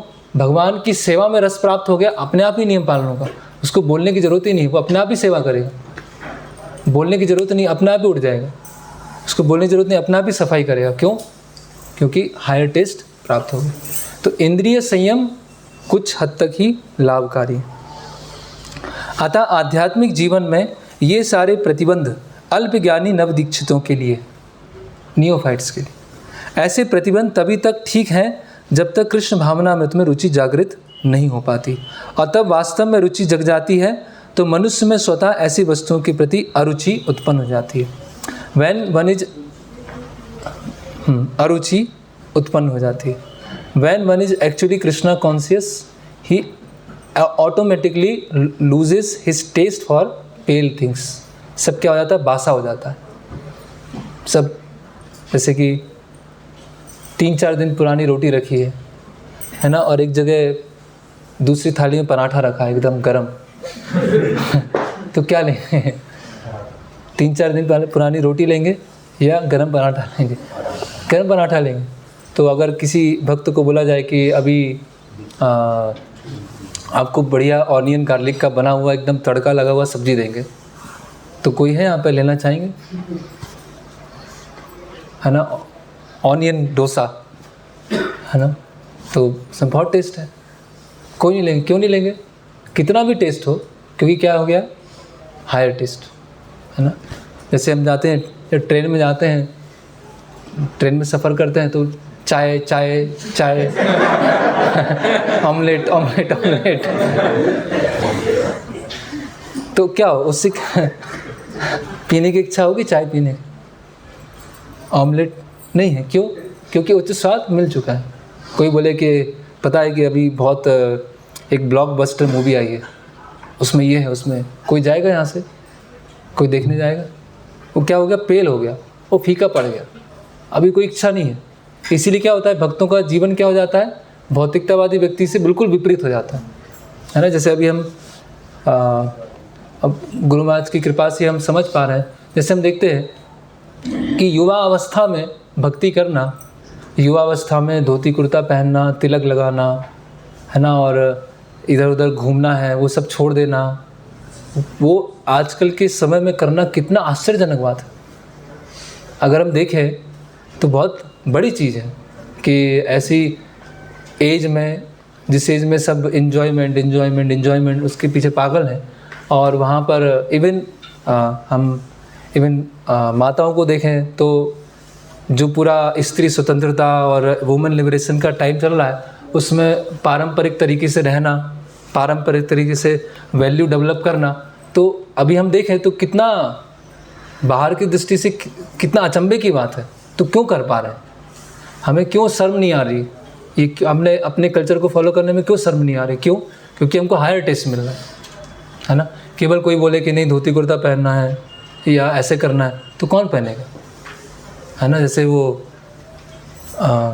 एक डिवोटी बता रहे थे कि वो कीर्तन करते हुए वो किसी ने वीडियो बनाया था, उनके घर पहुंच गया, हमारे बीच में ही बैठे हैं, तो घर वाले बोलने लगे कि देखो तुम धोती कुर्ता पहनना चालू तो कर ही दिया, तुम्हारे दादा के भी 4 जोड़ी रखे, वो भिजवा देता है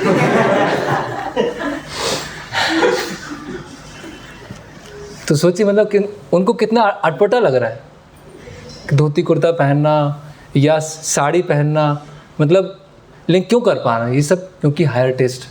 अगर उच्च स्वाद नहीं होगा तो नहीं कर पाएंगे। इसीलिए भक्ति में अब कभी भी अगर ऐसा बहुत मायूस और ऐसा लग रहा है, मतलब हमको वो हायर टेस्ट नहीं मिल पा रहा है। अगर कोई बोले कि हम मुंबई जा रहे हैं, मुंबई से जीन्स लेके आएंगे, कौन पहनेगा यहाँ पर? कोई है? कोई नहीं बोलेगा।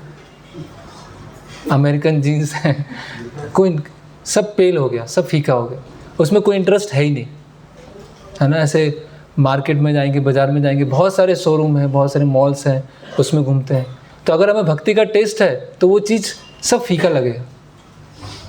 ऐसे कई बार ऐसा होता है कि जब गुरु महाराज आते हैं तो गुरु महाराज की सेवा करने के लिए ऐसे महाराज के सर्वेंट भेजते हैं कि ये लेके आइए, वो लेके आइए, ऐसे लेके आइए। तो एक भक्त बता रहे थे कि मैं मॉल में गया और मॉल में कुछ सामान लेने जाना था। तो जब मॉल से वापस आए तो बोलते हैं कि जब पहले मैं मॉल जाता था तो बिल्कुल अलग था, और अभी मैं मॉल गया तो मुझे बहुत घुटन हो रही थी वहाँ। ऐसा लग रहा था कब मैं यहाँ से निकलूँ, मैं बिल्कुल जाने की इच्छा ही नहीं हो रही। सब क्या ऐसे सब रजोगुण तमोगुण सब एकदम नॉनसेंस, वहाँ मुझे खड़े होने की इच्छा नहीं। तो ये ट्रांसफॉर्मेशन कैसे आता? क्योंकि क्या है, उच्च स्वाद में। तो वो जो बाहर के लोग हैं इसीलिए वो भक्ति को समझ नहीं पाते कि ऐसा क्या हो रहा है। जो पूरी दुनिया जिसके पीछे पागल है, जहाँ वो भाग रही है, और डिवोटीज़ क्या है बिल्कुल अपोजिट दिशा में जा रहे हैं, तो वो क्या उनको उच्च स्वाद मिला। ऐसे कोई सेलिब्रिटी भोपाल में आती है या कुछ भी है तो लोग पूरे पागल हो जाएंगे, लेकिन भक्तों को अगर कोई प्रचार है, आपको बुक टेबल लगाना है, वहाँ पर आप प्रचार कर सकते हैं तो वो जाएंगे, नहीं तो देखने नहीं जाएंगे। करेक्ट। अब बोला कि भोपाल में अमिताभ बच्चन आ रहा है तो कोई जाएगा? नहीं जाएगा। अगर आपको बुक टेबल वहाँ लगाना है, प्रचार करना है तो जाएंगे। तो कितना चेंज आ जाता है। क्यों? रसवर्जम रसोपियस परम दृष्ट्वा निवर्तते।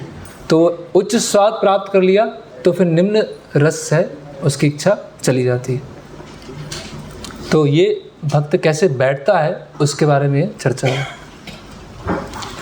अभी भगवान श्लोक क्रमांक जो 60 है उसमें थोड़ी एक थीम लेके आ रहे हैं कि फिर से 61 में वो चालू करेंगे कैसे चलता है।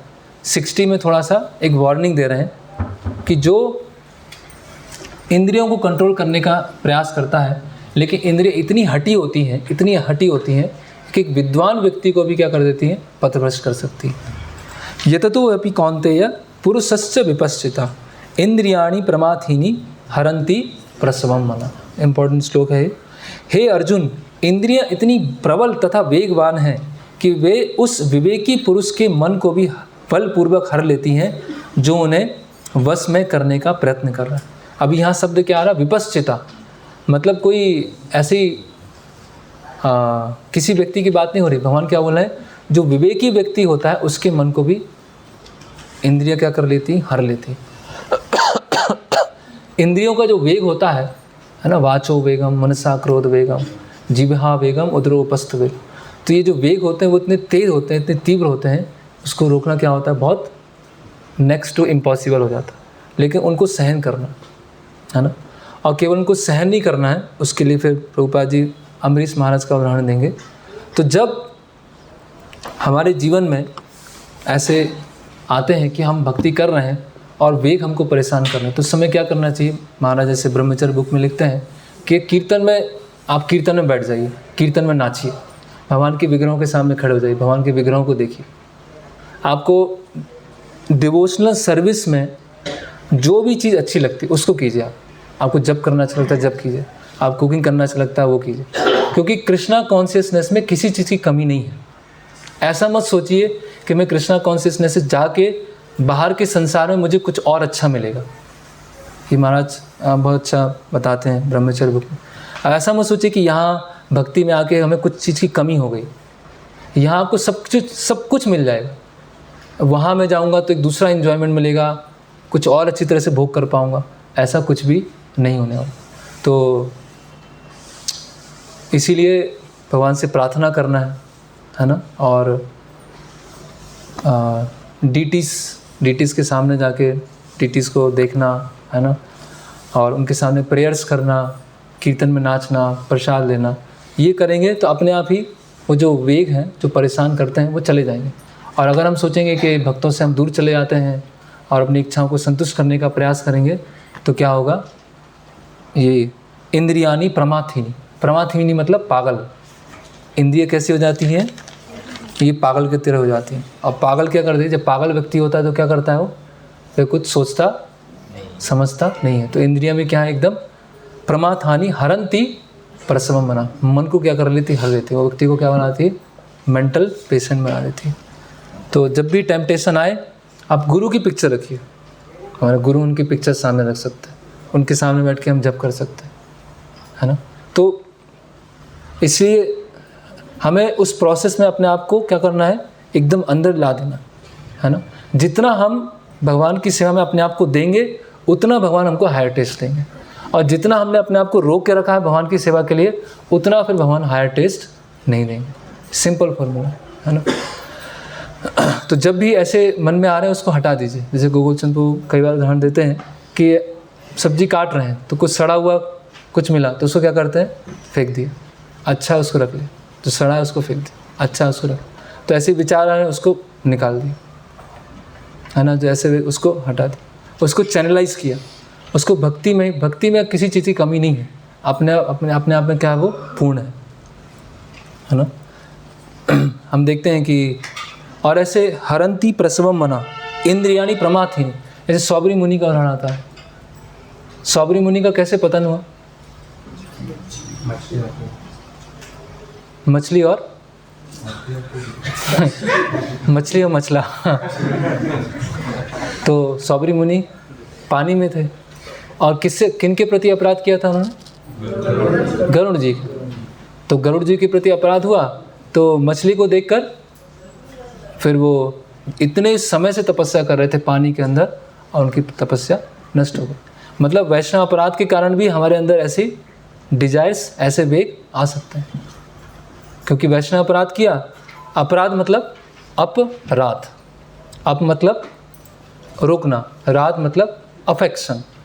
तो भगवान का जो अफेक्शन है वो रुक गया जब हमने अपराध किया। तो अफेक्शन रुका तो क्या होगा, भौतिक इच्छा निकलना चालू हो जाएंगी। तो हमें लगा अरे मैं इतना क्यों डिस्टर्ब हूँ, ये क्यों आ रहा है, ऐसा क्यों आ रहा है। चैंटिंग कर रहा था सुबह तो एकदम सबसे उच्च अवस्था में पहुँच गया था, दोपहर जैसे जैसे आ रही है वैसे एकदम कॉन्शियसनेस डाउन हो रही। तो ये सब क्यों है।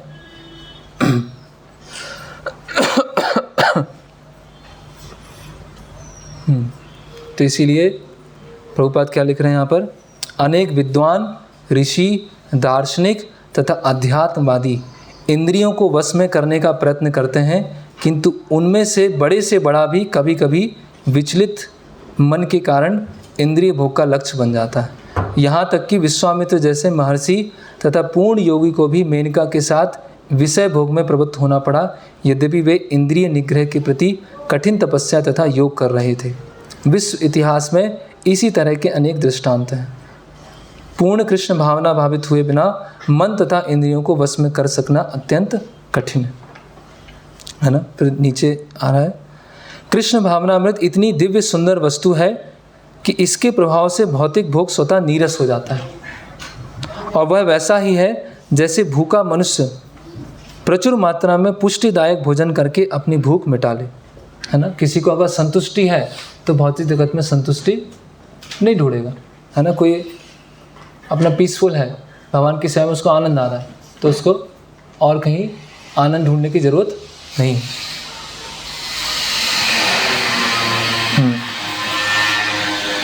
तो ऐसे हम बहुत सारे उदाहरण डिस्कस कर सकते हैं इसमें।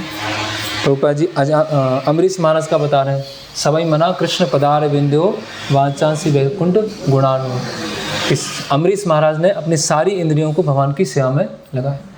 अमरीश महाराज का जो उदाहरण है हम श्लोक क्रमांक अगले में हम और अच्छे से डिस्कस करेंगे।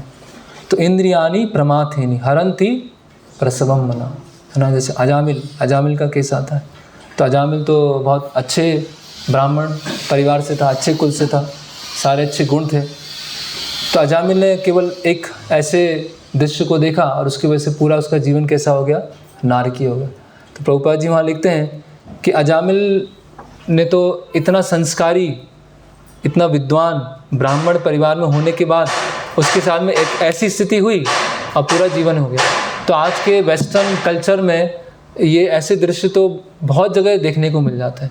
तो इस समय में कितना स्ट्रांग होना पड़ेगा, अपनी जो साधना है उसको कितना अच्छा करना पड़ेगा, जो गुरु के प्रति समर्पण की भावना है वो कितनी स्ट्रांग होना चाहिए, तब तो हमें इन सब चीज़ों से बच सकते हैं। नहीं तो क्या है, बहुत डेंजर है। और यहाँ पर यमुनाचार्य का उदाहरण बता रहे हैं प्रभुपाद जी। यमुनाचार्य कौन थे, रामानुजाचार्य के गुरु। यमुनाचार्य उससे पहले एक बहुत बड़े राजा थे, और जब वो राजा थे पहले तो वो एक पुण्यशाली माता पिता के घर में उनका जन्म हुआ था और बहुत ही गरीब थे। फिर एक डिबेट हुआ था, उसमें वो जीत गए थे, तो उनको बहुत बड़ा राज्य मिल गया था, और राज्य का उन्होंने बहुत समय तक भोग किया, बहुत लंबे समय तक भोग किया। और भोग करने के बाद फिर रंगनाथ जी की कृपा से वो पूरी तरह से परिवर्तित हो गए, है ना। और वो इस लोग बोल रहे हैं, है ना, जब से मेरा मन भगवान कृष्ण के चरणार बिंदों की सेवा में लग गया है और जब से मैं नित्य नव दिव्य रस का अनुभव करता हूँ, तब से स्त्री प्रसंग का विचार आते ही मेरा मन उधर से फिर जाता है और मैं ऐसे विचार पर थू थू करता हूँ। शिष्टु निष्टि वनमचा, मुख विकार, है ना। तो ये तो कहने का मतलब क्या है कि जैसे मैंने कल भी हमारा डिस्कशन हुआ था कि विचार आना, भौतिक इच्छाएं आना, वो जब तक ये कंडीशन माइंड है, कंडीशन शरीर है, वो आएंगे। लेकिन उस विचार को बढ़ावा देना, उस विचार को कल्टीवेट करना, वो गलत है। अगले अध्याय में मिथ्याचारी आने वाला है, प्रिटेंडर। मिथ्याचारी कौन है? जो बाहर से तो वैराग्य का जीवन है, लेकिन अंदर से क्या है? भोग की इच्छा है। तो वो इस लोग सुन के ऐसा नहीं होना चाहिए कि अरे इच्छा तो मेरे अंदर भी आती है, तो क्या मैं मिथ्याचारी हूँ? क्या मैं भक्त नहीं हूँ? नहीं, उसमें डिप्रेस होने की बात नहीं है। अगर इच्छा आई और उसको हमने बढ़ावा दिया, इच्छा आई और क्या बोल रहे हैं यमुनाचार्य, उस विचार पे मैं मुख विकार, उसको मैं एकदम निकृष्ट, है ना, क्या विचार आ गया, उसको छोड़ दिया, तो बस फिर कोई बात। क्योंकि यमुनाचार्य इतने महान शुद्ध भक्त हैं, ये स्तोत्र रत्न में लिखा है यमुनाचार्य ने, तो उनके मन में भी अगर ये विचार आ रहा है तो उस पर क्या कर रहे हैं? तो हम जैसे जो साधक हैं, अगर उनके मन में विचार आएगा तो क्या है? वो अस्वाभाविक, एक तो अस्वाभाविक तो है ही, लेकिन जो कंडीशन माइंड है उसके लिए स्वाभाविक बन चुका। इसीलिए क्या है? उसको बेकार, जैसे नरोत्तम दास ठाकुर बोलते हैं, विषय वासना कवे मोर तुच्छ होवे। क्या है वो गीत? विषय वासना कभी हम हेरी वो, हाँ, आर कब निताई चांद करुणा होइबे, संसार वासना मोर कब तुच्छ होवे। नरोत्तम दास ठाकुर ऐसा नहीं बोल रहे हैं कि संसार वासना कब शून्य होवे। नरोत्तम दास ठाकुर ऐसा ही बोल सकते थे कि आर कब निताई चांद करुणा होइबे, संसार वासना कब मोर शून्य होवे। उन्होंने क्या बोला? संसार वासना कब मोर तुच्छ होवे। तुच्छ हो गए मतलब विचार आ सकता है, लेकिन वो क्या है? इनसिग्निफिकेंट, डिसगस्टिंग, बेकार, उस पर और उसको कल्टीवेट नहीं करना, है ना।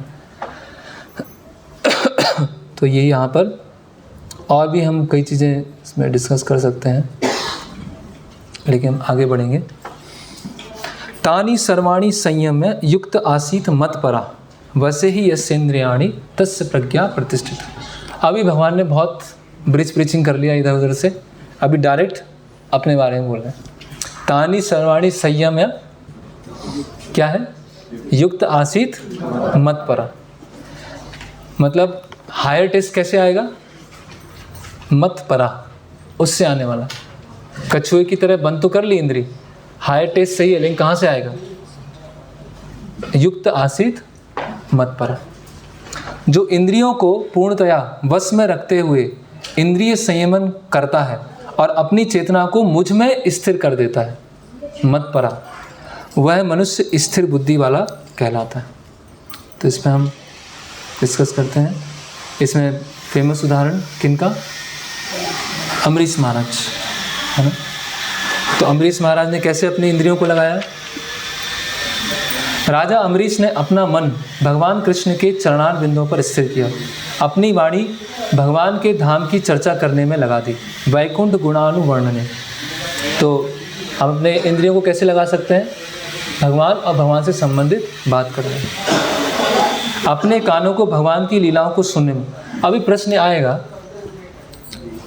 मुझे भी ये पढ़ के पहली बार प्रश्न आया था कि अम्बरीश महाराज तो राजा हैं, पूरे विश्व को संभाल रहे हैं, तो दिन भर की यही करते हैं कि सुगंध लेना है फूल की, वैकुंठ की कथा सुनना है, पैर से मंदिर जाना है, विग्रहों को देखना है, राज्य कब करेंगे?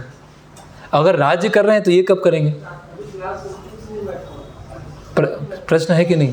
इसीलिए सबसे पहले क्या है, सवई मना कृष्ण पदार बिंदु। सबसे पहले मन को लगाना है। अगर मन लग गया, मन क्या है? राजा है। इंद्रिय क्या है? प्रजा है। जहाँ राजा जाएगा वहाँ प्रजा जाएगी।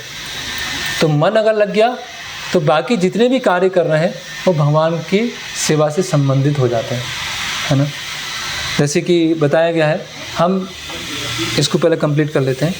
अपने हाथों को भगवान का मंदिर साफ करने में, अपनी आँखों को भगवान का स्वरूप देखने में, अपने शरीर को भक्ति के शरीर का स्पर्श करने में, अपनी नाक को भगवान के चरणार बिंदों पर भेंट किए हुए फूलों की गंध सूंघने में, अपनी जीभ को उन्हें अर्पित तुलसी दलों का आस्वादन करने में, अपने पाँव को जहाँ जहाँ भगवान के मंदिर हैं उन स्थानों की यात्रा करने में, अपने सिर को भगवान को नमस्कार करने में तथा अपनी इच्छाओं को भगवान की इच्छाओं को पूरा करने में लगा दिया। ये है इम्पोर्टेंट। क्या है? कामम च दास्य न तू काम कामया। अपनी इच्छाओं को भगवान की इच्छा पूर्ति में लगा दिया। जब ये सेट हो गया तो आप कुछ भी कर रहे हैं वो क्या हो गया? भगवान की सेवा से संबंधित हो।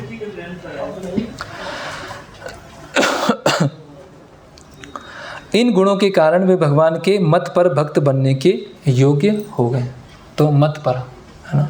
तो इसी तरह से कोई भी इंद्रिय है उसको हमको खाली नहीं छोड़ना है। ओके, फिर हम तो अम्बरीश महाराज किसका उदाहरण है? जैसे नवदा भक्ति होती है तो श्रवण के द्वारा किनको परफेक्शन मिला? परीक्षित महाराज। कीर्तन सुखदेव गोस्वामी। स्मरण प्रहलाद महाराज। श्रवणम कीर्तनम स्मरणम वंदनम। वंदनम में कौन है? अक्रूर जी। पाद सेवनम लक्ष्मी जी। फिर क्या आएगा?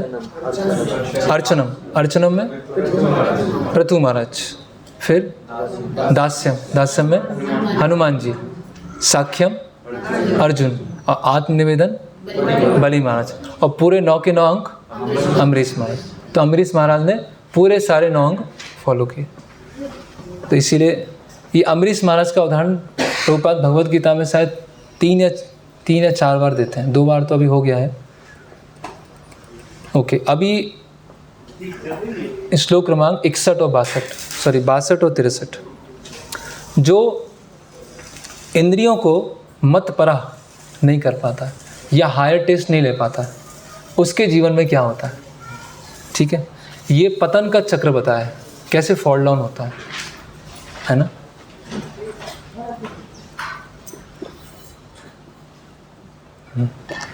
तो ये 2 श्लोक भी बहुत महत्वपूर्ण है। ध्यायतो विषयान् पुंसा संगस्ते सुपजायते संगात् संजायते कामः कामात् क्रोधोऽभिजायते क्रोधात् भवति सम्मोहः सम्मोहात् स्मृतिविभ्रमः स्मृतिभ्रंशात् बुद्धिनाशो बुद्धिनाशात् प्रणश्यति। तो इंद्रिय विषयों का चिंतन करते हुए मनुष्य की उनमें आसक्ति उत्पन्न हो जाती है। ऐसी आसक्ति से काम उत्पन्न होता है और फिर काम से क्रोध प्रकट होता है। तो यहाँ चर्चा करते हैं ध्यायतो विषयात् पुंसा। ध्यान, किस चीज़ पे हम ध्यान कर रहे हैं, किस चीज़ पे हम मनन कर रहे हैं, है ना।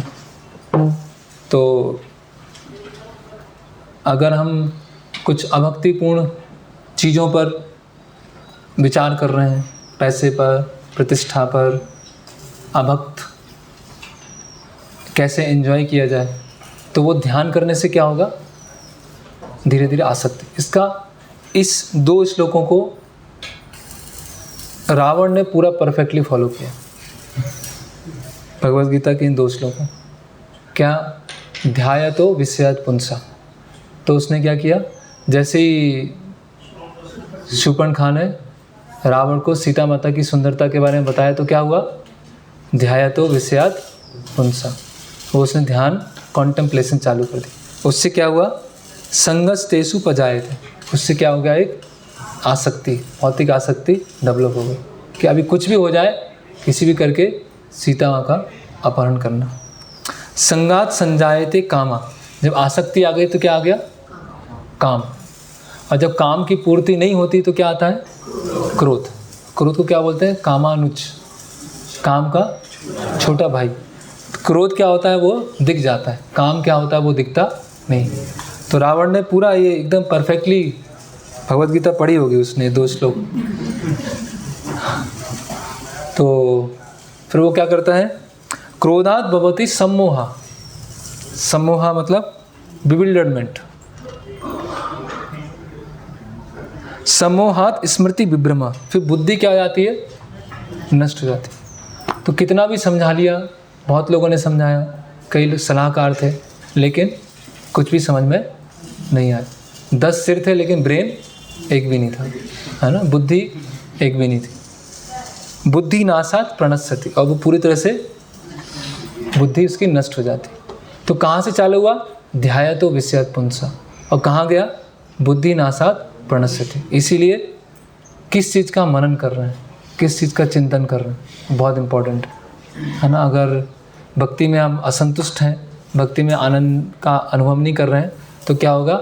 अलग अलग चीज़ों का विचार आना चालू होगा। और जैसे विचार आएगा, आसक्ति आएगी। आसक्ति को पूरा करने के लिए प्रयास करेंगे, फिर कोई हमको समझाएगा तो समझ में आना बंद हो जाएगा, और फिर क्या हो जाएगा? बुद्धि नासात प्रणश्यति, हमारा पतन हो जाएगा, है ना? तो ये फॉल डाउन का साइकिल है। एक्चुअली इसमें बनाना था, लेकिन आप लोग बना के लाइएगा। ये 2 श्लोक का एक चक्र है, मनन और ध्यान से लेकर बुद्धि नासात प्रणश्यति, बुद्धि कैसे नष्ट होती।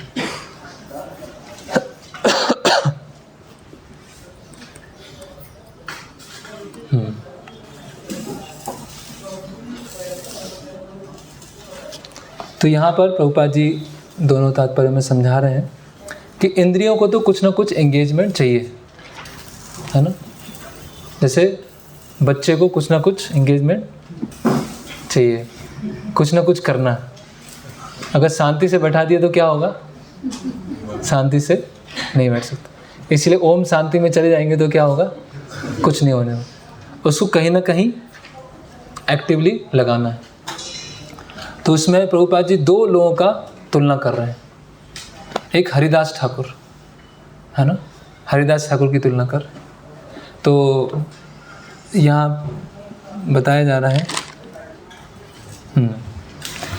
प्रभुपाद जी 5वें स्कंद के एक तात्पर्य में लिखते हैं कि अगर किसी को भौतिक इच्छाएं बहुत सता रही हैं, तो उसको हरिदास ठाकुर की पिक्चर के सामने बैठ के हरिनाम जप करना चाहिए, हरिदास ठाकुर का स्मरण करना चाहिए, है ना? जिस तरह से हरिदास ठाकुर ने एक भौतिक इच्छाओं को जीत लिया था, उसी तरह से भक्त क्या होता है? उनसे प्रार्थना करके, उनके सामने ध्यानपूर्वक जप करके सारी तरह की भौतिक इच्छाओं से वो निकल सकता है। और एक दूसरा और यमुनाचार्य का फिर से उदाहरण यहाँ पर आ रहा है, जो पहले भी प्रभुपाद जी ने दिया है, और नेगेटिव एग्जाम्पल दे रहे हैं। अभी देखिए शिव जी का यहाँ दे रहे हैं, तो ये नहीं समझना है कि वो जो वैष्णवा नाम यथा संभव उनकी बात हो रही है। ये जो शिव तत्व हैं उनकी बात हो रही है। तो यहाँ बता रहे हैं कि शिव ध्यान मग्न थे, किंतु जब पार्वती ने विषय भोग के लिए उन्हें उत्तेजित किया तो वे सहमत हो गए, जिसके फलस्वरूप कार्तिकेय का जन्म हुआ, है ना? कुमार संभव कालिदास ने उपन्यास लिखा है, उसमें घटना के बारे में आता। और शिव जी को जो एक श्लोक है, धीरज तत्र न मुह्यति, धीर विचलित नहीं होता, वहाँ भी प्रभुपाद जी शिव जी का उदाहरण देते हैं, है ना? कि शिव जी धीर हैं, वो जो भौतिक इच्छा है उसका वो रेसिस्ट उसको कर पाए। तो इस तरह से नहीं देखना है कि शिव जी, कई लोग जब इसको पढ़ते हैं तो बोलते हैं देखो आप प्रभुपाद जी ने कैसे लिखा है, शिव जी के बारे में लिखा है, और हरिदास ठाकुर तो मुस्लिम थे, उनके बारे को इतना महान बोल दिया। ऐसा नहीं है। यहाँ पर हम जो शिव तत्व हैं उनके बारे में चर्चा कर रहे हैं।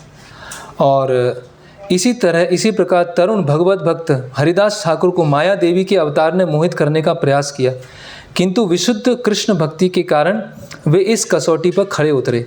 जैसा कि यमुनाचार्य के उपयुक्त श्लोक में बताया जा चुका है, भगवान का एक निष्ठ भक्त भगवान की संगति के आध्यात्मिक सुख का आस्वादन करने के कारण समस्त भौतिक इंद्रिय सुख को त्याग देता है। तो फिर जो 63 नंबर है उसमें बता रहे हैं कि पॉजिटिव एग्जाम्पल क्या हुआ हरिदास ठाकुर का, नेगेटिव एग्जाम्पल हुआ शिव जी, और उनसे फिर कार्तिकेय का जन्म होता है। और इंद्रियों का कैसे नियमन किया जाए, पहला है उसको हायर टेस्ट मिलना चाहिए। दूसरा यहाँ पर लेके आ रहे हैं प्रभुपाद जी युक्त वैराग्य के बारे में। युक्त वैराग्य क्या होता है? युक्त वैराग्य मतलब भगवान, संसार की जो वस्तुएं हैं उनका भगवान से संबंध देखकर भगवान की सेवा में लगाना, उसको बोलते हैं युक्त वैराग्य। एक होता है फल्गु, एक फल्गु नदी भी है। कहाँ पर है फल्गु नदी? क्या उस नदी की खासियत क्या है?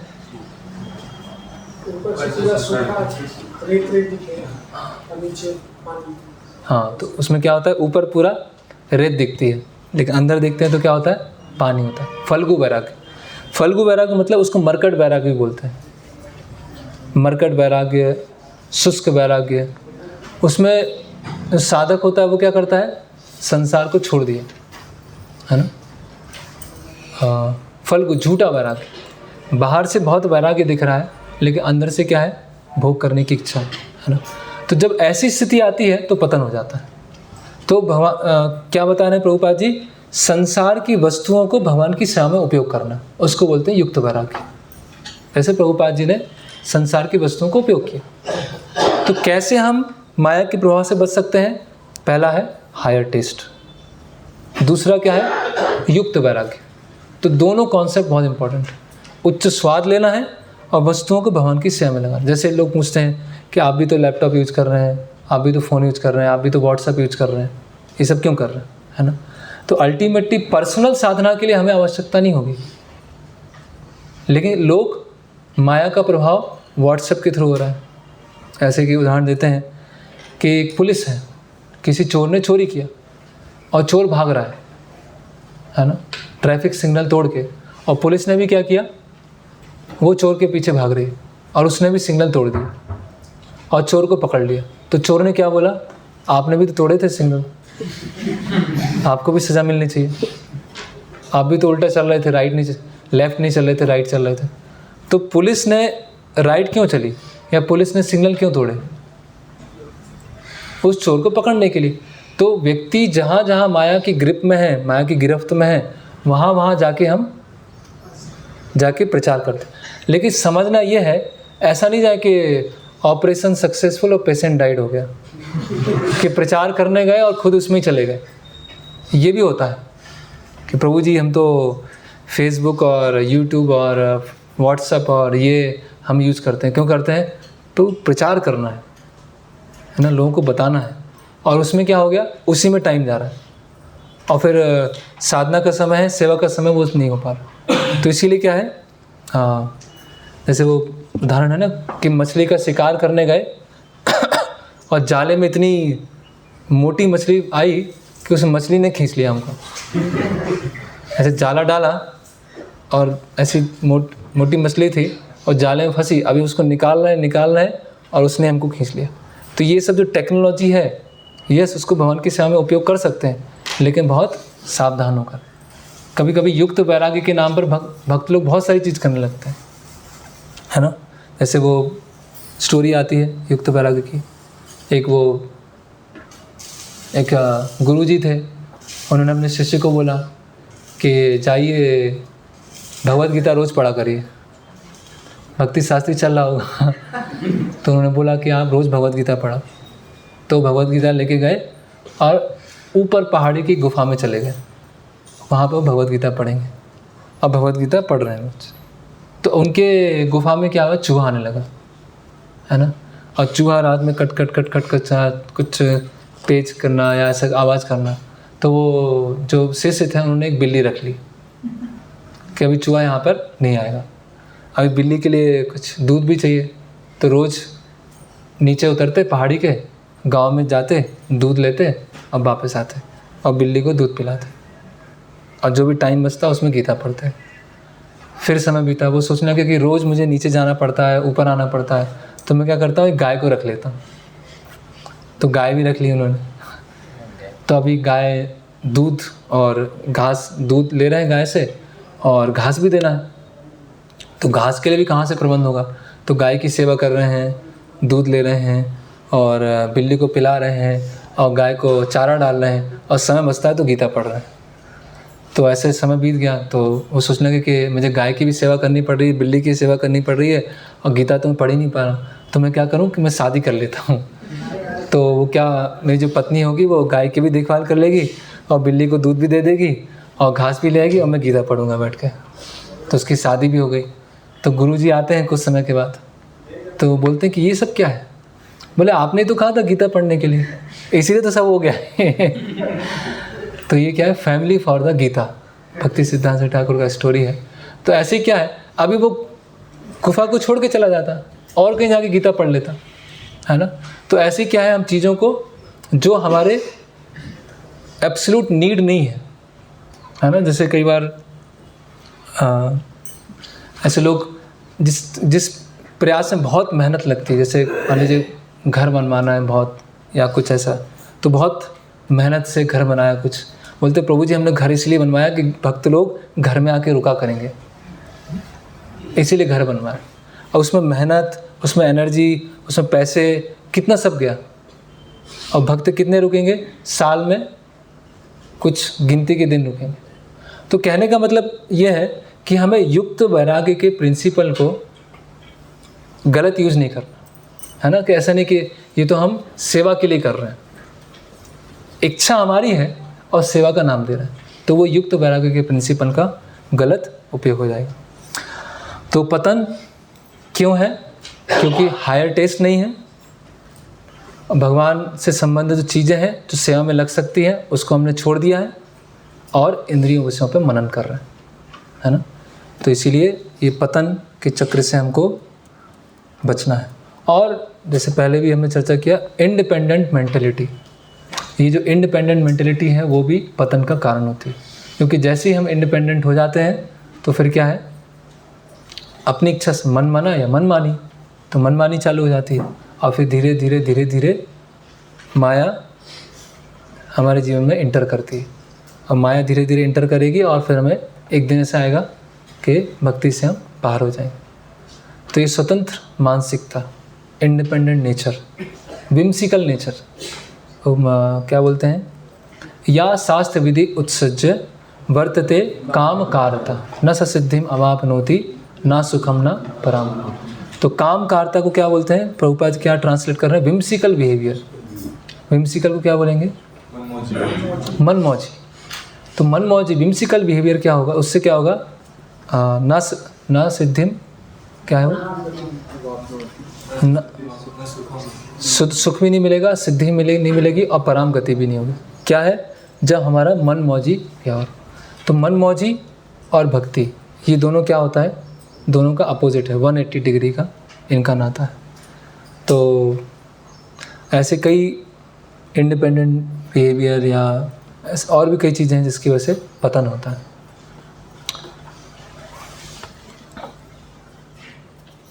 ओके, अभी वो कैसे अपनी इंद्रियों को संसार में लगाता है।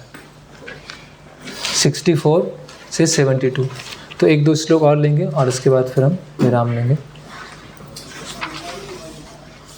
राग द्वेष विमुक्तेषु विषया इंद्रियश्चरण आत्मवशे विधेय आत्मा प्रसादम अधिगच्छति। किसको प्रसाद मिलता है?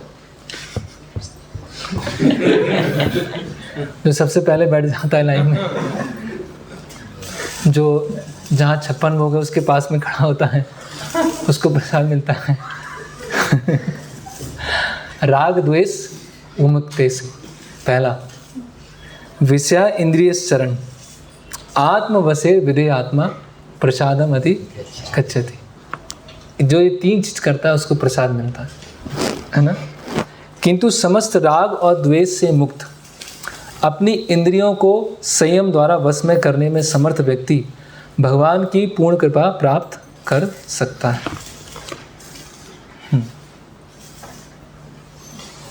तो यहाँ एक प्रभुपाद जी इंग्लिश में एक फ्रेज लिख रहे हैं, रेगुलेटिव प्रिंसिपल्स ऑफ फ्रीडम, है ना। जो राग और द्वेष से क्या है? मुक्त है, अपनी इंद्रियों को कंट्रोल करता है। कैसे करता है? रेगुलेटिव प्रिंसिपल ऑफ फ्रीडम, स्वतंत्रता के प्रिंसिपल्स ऑफ फ्रीडम, हाँ।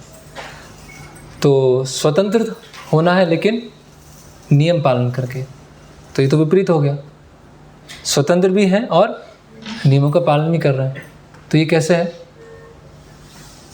जैसे गवर्नमेंट नियम है, अगर आप शहर में स्वच्छंद घूमना चाहते हैं तो क्या करना होगा आपको? गवर्नमेंट के लॉज फॉलो करना होगा। अगर आप स्कूल हैं, कॉलेज में, किसी इंस्टीट्यूशन में हैं, आप स्वच्छंद रहना चाहते हैं तो वहाँ की जो बेसिक नियम्स हैं, रूल्स हैं, उसको फॉलो करना होगा, है ना।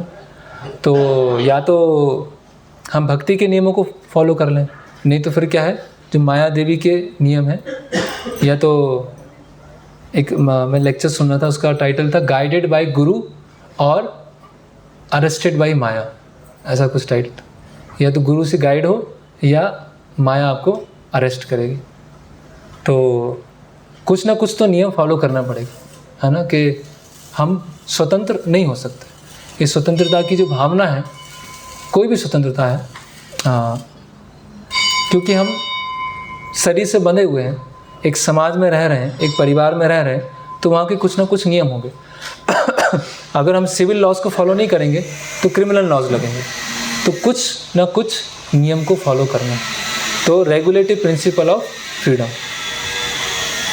और राग द्वेष से क्या होंगे? विमुक्त। यहाँ प्रभुपाद लिख रहे हैं कि ये जो बुद्धि योग की चेतना है वो कैसे प्राप्त होती है? यही चेतना भगवान की अहेतु की कृपा है, जिसकी प्राप्ति भक्त को इंद्रियों में आसक्त होते हुए भी हो सकती है। ये बहुत इंपॉर्टेंट सब है कि अगर भक्त भोग के स्तर पर भी है लेकिन वो प्रयास कर रहा है, नियमों को पालन कर रहा है, तो भगवान उसको कृपा रूप में बुद्धि योग प्रदान करते हैं। क्या लिख रहे हैं? This consciousness is the causeless mercy of lord. Last line है इसी परपट का, which the devotee can achieve in spite of being attach to sensual platform. तो ये लाइन हमारे लिए बहुत इंपॉर्टेंट है ना।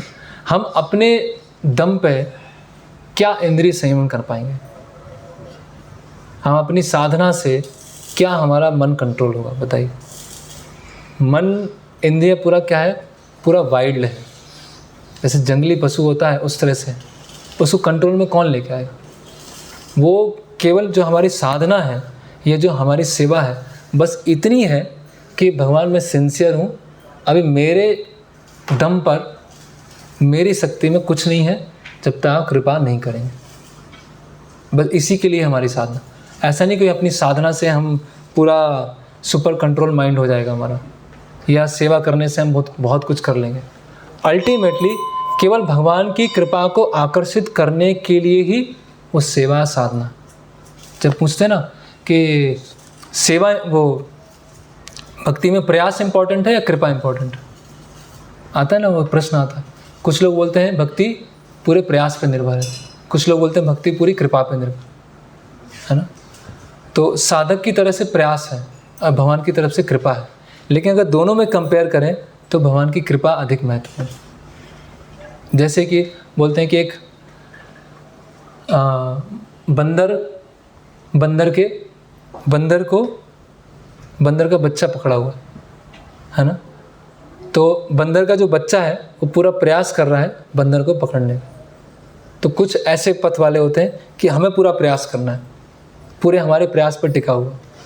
एक होता है कि बिल्ली अपने बच्चे को पकड़ी हुई मुख में, है ना, बिल्ली ने अपने बच्चे को मुख में पकड़ा, तो हमें तो कुछ नहीं करना है, बस बांके बिहारी जो करा देंगे वो हम करेंगे, बस भगवान की कृपा के ऊपर पूरा निर्भर है। तो एक लोग ऐसे हैं बस प्रयास, इंद्रिय संयमन, व्रत, यज्ञ, तप, दान, सब कुछ हमारे ऊपर निर्भर है। एक लोग ऐसे हैं कुछ नहीं करना है। लेकिन भक्त कैसे हैं? जैसे कि कुआं है, कुएं में कोई चला गया और वहाँ आके कोई रस्सी डाल देता है। अभी रस्सी डाल दी तो रस्सी क्या है? वो कृपा है, और उसको पकड़ना हमें क्या है? प्रयास। तो हमें केवल पकड़ के रखना है, वो बाहर वाला क्या करेगा? उसको क्या कर लेगा? खींच लेगा। अभी मैं सोचूं कि मैं इस रस्सी को कैसे पकड़ पाऊंगा, कैसी रस्सी है, इसको तो मैं पकड़ ही नहीं सकता, कहीं मैं पकड़ूंगा तो गिर तो नहीं जाऊंगा, तो क्या होगा? कुएं से निकल पाएंगे? पकड़ना तो हमें पड़ेगा ना। और ये दिखाना हो कि हम पकड़ के रखेंगे। अगर हम पकड़ के रखें और बीच में छोड़ दिया तो क्या होगा, नीचे गिर जाएंगे, है ना। तो भक्ति में कृपा भी आवश्यक है और प्रयास भी आवश्यक, लेकिन हमारे प्रयास के सामने भगवान की कृपा क्या है, बहुत बड़ी।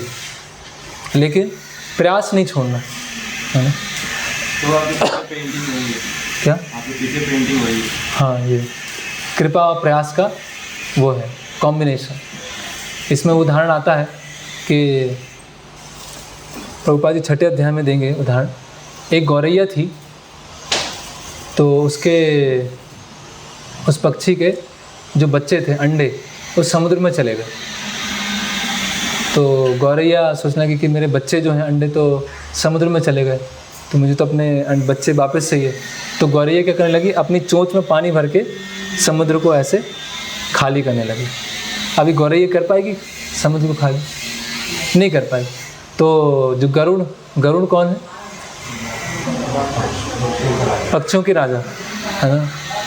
तो वो देखते हैं कि अरे ये तो इतना प्रयास करने में लगी हुई है, कितनी देर से है। तो गरुड़ जी जाते हैं और समुद्र देव उनको अंडे लौटा देते। तो बस हमारा प्रयास ऐसे ही है जैसे गौरैया समुद्र को खाली करने का प्रयास करती, और कुछ नहीं, इतने ही प्रयास है। वो हमने प्रयास कर लिया, उससे क्या होगा कि हमें कभी अपनी साधना का अहंकार नहीं आएगा। नहीं तो क्या होता है, हमारे अपने साधना का, सेवा का अहंकार आ जाता है। देखो हम कितनी अच्छी साधना कर रहे हैं, कितनी सेवा कर रहे हैं, तो वो अहंकार वो कुछ नहीं है, वो उछल कूद रहे हैं बस, और कुछ नहीं हो रहा है। जो वास्तव में प्रिय भक्त हैं वो तो षड गोस्वामी है, शिला प्रभुपाद है। हम तो क्या है, साधक हैं, उछल कूद कर रहे हैं, बस किस लिए कर रहे हैं, वो भगवान की कृपा को आकर्षित करने के लिए। तो वही बता रहे हैं, प्रसादम अधिगच्छति। किसको कृपा प्राप्त होगी, तो ये जो कॉन्शियसनेस है, ये बुद्धि योग की चेतना है, वो भगवान की कृपा से ही प्राप्त होगी। ये कोई केमिकल फार्मूला नहीं है कि A+B और C हो जाएगा, D हो जाएगा। इंद्रिया कंट्रोल कर ली, हायर टेस्ट ले लिया और युक्त वैराग्य लगा लिया और ये हो गया, हाँ बस सुरक्षित हो गए। ऐसा नहीं होने वाला। भगवान की कृपा है ना, योग्यता विचारे किछु नहीं पाए तुम्हारे करुणा सा। हर भजन में क्या आता है, कृपा की याचना आती है ना। तो वो कृपा की याचना क्यों आ रही है, क्योंकि हम सब कुछ करने के बावजूद भी हमारा प्रयास क्या बहुत कम है। तो इसीलिए हमें अपनी भक्ति का, अपनी साधना का, अपनी सेवा का अहंकार नहीं होना चाहिए। तो जब प्रसाद मिल जाएगा तो क्या होगा, सो जाएंगे। प्रसादे सर्व दुखानाम हानिरस्य उपजायते प्रसन्न चेतु ही आसु बुद्धि पर प्रतिष्ठित है। तो जिसको प्रसाद मिलता है उसको क्या होता है, इस प्रकार से कृष्ण भावनामृत में तुष्ट व्यक्ति के लिए संसार के तीनों ताप नष्ट हो जाते हैं। ऐसी तुष्ट चेतना होने पर उसकी बुद्धि स्थिर हो जाती है। अभी प्रसाद मिल गया तो क्या हो गया, वो बुद्धि योग में स्थित हो गया, है ना। तो यहीं पर हम विराम लेते हैं। अगला श्लोक इम्पॉर्टेंट है, उसमें समय भी लगेगा, तो उसको हम कल डिस्कस करेंगे और कल ये अध्याय 2 समाप्त हो जाएगा। हरे कृष्णा। किसी का कोई प्रश्न है, कुछ पूछना चाहते हैं, पूछ सकते हैं। आज के जितने भी हमने श्लोक डिस्कस किए ऑलमोस्ट सारे बहुत इंपॉर्टेंट हैं। प्रजाहाति से लेकर यहाँ तक प्रसादे सर्व दुखानाम, ऑलमोस्ट सारे श्लोक ही याद करने। किन्हीं का कोई प्रश्न?